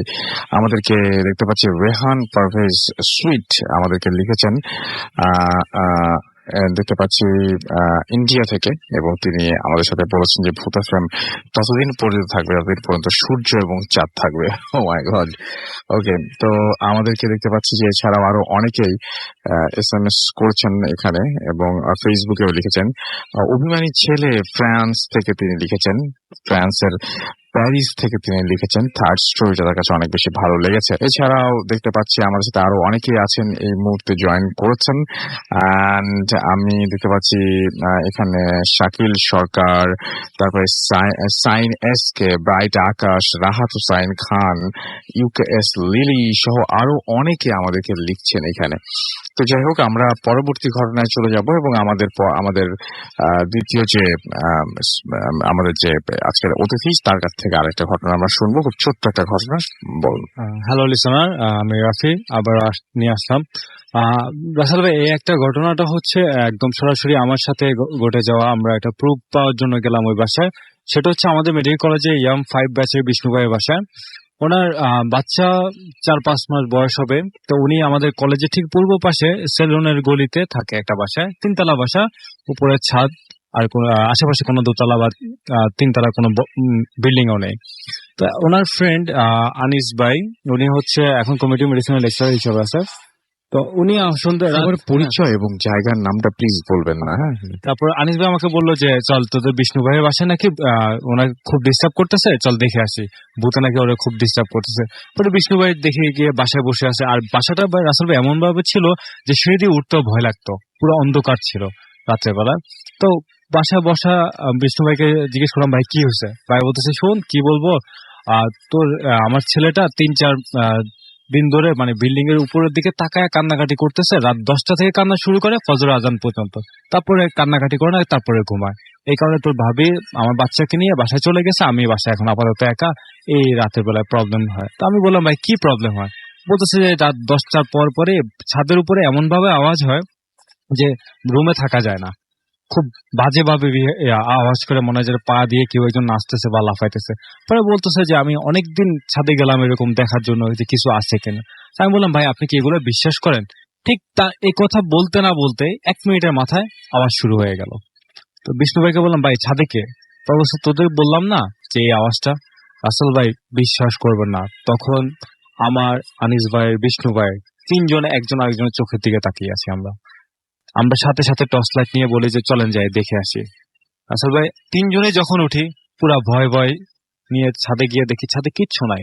ইভেন আশেপাশ থেকে যে কেউ একজন এসে লাফালাফি করে চলে যাবে সেরকম কোনো সিচুয়েশন ছিল না। আমরা 3 জনে চলে আসি। তারপরে আমি, আনিস ভাই 2 জনে ব্যাক করি। তারপরের দিন বিষ্ণু ভাই ডিউটিতে, ওনার বাড়িওয়ালা ওনাকে ফোন করে বলতেছে যে বিষ্ণু, তুমি যে বাসায় লক করে গেছো, তোমার বাসাতে কেউ নাই, পানির নল ছেড়ে গেছো, পুরা বাসা তো ভিজে যাচ্ছে, এসে পানির নলটা অফ করে দাও। পরে বিষ্ণু ভাই আসলো, বাসার বাইরে থেকে সবাই পানি পড়ার শব্দ শুনতে পায় ভিতরে, কিন্তু বিষ্ণু ভাই যখন লকটা খুলে দেখে বাসার ভিতর পুরো শুকনা, কোনো পানি ছাড়া নাই, কোনো ইয়া নাই। পরে বিষ্ণু ভাই এটা নিয়ে হিস্ট্রি নিল যে বাড়িওয়ালা নাকি একটা মেয়ে ছিল, ওই মেয়েটা রোড অ্যাক্সিডেন্টে মারা যায়, তারপর থেকে নাকি এই বাড়িতে প্রবলেমটা হয়, শুধুমাত্র 3 তলা উত্তর কর্নারে যে ফ্ল্যাটটা আছে ওই ফ্ল্যাট বরাবর ছাদে এই কাহিনীটা হয়। তারপরে বিষ্ণু ভাই বাসাটা চেঞ্জ করে, নতুন বাসা নেয়, তারপর থেকে আর এই বাসা। অনেক ধন্যবাদ। আমরা চলে যাবো আমাদের পরবর্তী অতিথির কাছে এবং তার কাছ থেকে আমরা ঘটনাটা শুনবো। আপনার নামটা একটু বলবেন, তারপর আপনি কোথা থেকে এসেছেন, তারপর তার ঘটনা শুনবো। রাসেল ভাই, আপনাকে ধন্যবাদ রেডিও ফুড থেকে সপ্তম বছরে পড়ার জন্য শুভেচ্ছা। আমি ফরমান, আমি আসছি দিল্লি রোড থেকে স্কাটন। আমার রাসেল ভাই আসলে এই ভূত এফএম শুনতে শুনতে অভ্যাসে দাঁড়িয়ে গেছে যে প্রতি শুক্রবার ভূত এফএম জন্য ওয়েট করি, কিন্তু যেখানে যাই সেখানেই ভূতের কিছু বা কোনো এরকম কোনো ঘটনা কালেক্ট করি, কিন্তু কালেক্ট করতে করতে নিজের সাথেই যে ঘটে যাবে সেটা আসলে বুঝতে পারি নাই। নিজের সাথে ঘটে যাওয়া একটা ঘটনা আজকে আপনাদের সাথে লিসেনার্স আমি শেয়ার করতে আসছি রাসেল ভাইয়ের মাধ্যমে। সেটা হচ্ছে গত সপ্তাহে আগের সপ্তাহে আমি বাইক নিয়ে হঠাৎ করে একটু ইচ্ছা হলো যে আমার বাইক নিয়ে আমি ব্রহ্মপুরে যাবো, ঘুরে আসবো আমার এলাকা। তো ঘুরে আসার সব ঠিক, আমি একেবারেই সুন্দরভাবেই আমি এবং আমার সাথে আমার এক ছিলেন, আমার এক ভাগনা ছিলেন। তো আমরা আশুগঞ্জ পর্যন্ত গেলাম, যাওয়ার পর তাকে তার বাসায় নামাই দিয়ে আমি তখন একা আস্তে ধীরে যাচ্ছি। কিন্তু আসল ভাই, আমি কখনো কল্পনা করি নাই যে এত দূর চলে আসলাম, এত পথ চলে আসলাম, আসার সময় কোনো ঝামেলাই হয় নাই। কিন্তু আসলে বলতে হচ্ছে যে আমি এখনো আমার গুজবাম হয়ে যাচ্ছে এটা কথাটা স্মরণ করতে গিয়ে, যে আমি যখন একেবারেই আশুগঞ্জের শেষ সীমানার দিকে চলে আসছি, তখন হঠাৎ করে একটা স্পিড ব্রেকারের সামনে আমি খুব স্লো করে আমার গাড়ি নিচ্ছি। সামনে একটা ট্রাক ছিল, পিছনে আরেকটা ট্রাক ছিল, ট্রাক দুটোই খুবই স্লো গতি দিয়ে যাচ্ছে, কিন্তু পিছনের ট্রাকটা সে আমাকে হয়তো ফলো করতেছিল। কারণটা আমি পরে বলছি। আমি হঠাৎ করে দেখি কি সামনের ট্রাকটা খুব বেশি স্পিডে আপনার ব্রেক করে। তা আমি দূর থেকে আমার কাছ থেকে প্রায় 5 গজ দূরে ছিল ট্রাকটা। আমি বুঝতে পারি যে ট্রাকটা স্পিড ধরলো। তা আমি ওই মোতাবেক আমার স্পিডটা কন্ট্রোল করার জন্য আমি যেই প্রস্তুতি নিচ্ছি, তখন হঠাৎ করে আমি দেখি কি আমার সারা শরীর একদম স্টিল হয়ে গেল। আমার চোখ একদম অন্ধকার দেখা শুরু করলাম। আমি কিছু করতে পারতেছিলাম না, শুধু দেখি আমার সারা শরীর হাত পা আমি তাকিয়ে আছি একেবারে অন্ধকার অবস্থায়। আমি বুঝতেও পারতেছিলাম না যে কি করব। তখন হঠাৎ করে কিছুক্ষণ পর আমাকে আমি দেখতে পাই 2 হাত সামনে ট্রাক, কিন্তু হঠাৎ করে কি জানি একটা সামনে গেল। আমি বুঝে ওঠার আগেই পিছন থেকে আমার পিছন ট্রাকটা আমাকে এসে বলতেছে। এর মাঝে যেটা হলো রাসেল ভাই, এই অবস্থায় ইমব্যালেন্স হয়ে যাওয়ার কথা আমার মোটরসাইকেলটা, কিন্তু অশেষ রহমত আল্লাহর যে হয় নাই। আমি দেখি কি আমার সাইকেলটা বাম পাশে রোডে সুন্দরভাবে একেবারে পার্ক করা। তখন শুনতেছি ডান দিক থেকে আমাকে ট্রাক থামায় ট্রাকের যে হেল্পার উনি বলতেছে, ভাই আপনি একটু আস্তে ধীরে যান, আপনার খুব বিপদ দেখতে পেলাম। আমরা দেখলাম যে আপনি সাদা কার সাথে কিসের সাথে বাড়ি খাচ্ছেন। তা আমি বললাম কিসের সাথে, আপনি একটু দাঁড়ান, এদিকে তো মানুষ নাই, আমি আপনার সাথে যাব। তো ওই হেল্পারটা নেমে আসলো, এসে আমাকে বললো যে আমরা দেখলাম যে আপনার সাথে কি যেন একটা সাদা অনেক বড় কিছুর সাথে আপনি বাড়ি খাচ্ছেন। কিছুক্ষণের মধ্যেই আমরা ভাবতেছিলাম যে আপনি বোধহয় আমাদের চাকার নিচেই পড়তে যাচ্ছেন। কিন্তু এটা একেবারে একটা আশ্চর্য ঘটনা যে আপনি কিভাবে পার করলেন বামে, কিভাবে দাঁড়ালেন, এটাও একটা বিশাল একটা বিষয়। তো তারপরে আমি ওই ট্রাকের পিছনে করে আমাদের একটা গন্তব্যে এসে দাঁড়াই। ওই ব্যক্তি নেমে তখন সে আমাকে বলতেছে সে দেখলো একটা বিরাট বড় একটা লম্বা মানুষ, এবং তার সাথে একটা বিরাট বড় সাদা মতো একটা বিরাট বড় কি জানি, সে আমাকে ডেসক্রাইব করতে পারে নাই। ওইখানে সে দেখলো যে ওইটার সাথে আমি জাস্ট একটা আমার ক্লাস হলো, কিন্তু আসলে আমার কিছুই হয় নাই। আল্লাহর অশেষ রহমত, আমি বেঁচে গেছি। কিন্তু ওইখানে ওই আশেপাশে যে মানুষগুলো ছিল তারা বলতেছিল এই সাইডটাতেই কিছুদিন পূর্বে, তার সপ্তাহখানেক পূর্বে আরেকটা মোটরসাইকেল 3 জন আরোহী সহ অ্যাক্সিডেন্ট করে, এবং আর ওদেরকেও একটা ট্রাক চাপা দেয়, কিন্তু ওই এলাকাতে ওই সময়ে কখনো কোনো ট্রাক ছিল না। এটা ছিল ওই এলাকার মানুষের কথা। তো আমি আসলে খুব ধন্যবাদ যে রাসেল ভাই এই কথা, এই ঘটনাটা আমার সাথে যেটা ঘটে গেল এটা কেউ জানে না, আজকে আপনি আপনার মাধ্যমে আমি সবাইকে বলছি। তো লিসেনার্স আমাকে জন্য দোয়া করবেন এবং ধন্যবাদ সবাইকে। ধন্যবাদ রাসেল ভাই এবং আসম ভাইকে। অনেক ধন্যবাদ আপনাকেও, এবং আশা করছি যে আপনাদের সবার এই ঘটনাটা ভালো লেগেছে। অ্যান্ড আমরা একটা ছোট্ট কুইক একটা বিরতিতে চলে যাবো এবং বিরতির পর আবারও ফিরে আসবো। সেই পর্যন্ত আমাদের সঙ্গে থাকুন। স্টে টিউনড রেডিও ফুর্তি অ্যান্ড ডোন্ট স্টপ ফুর্তি।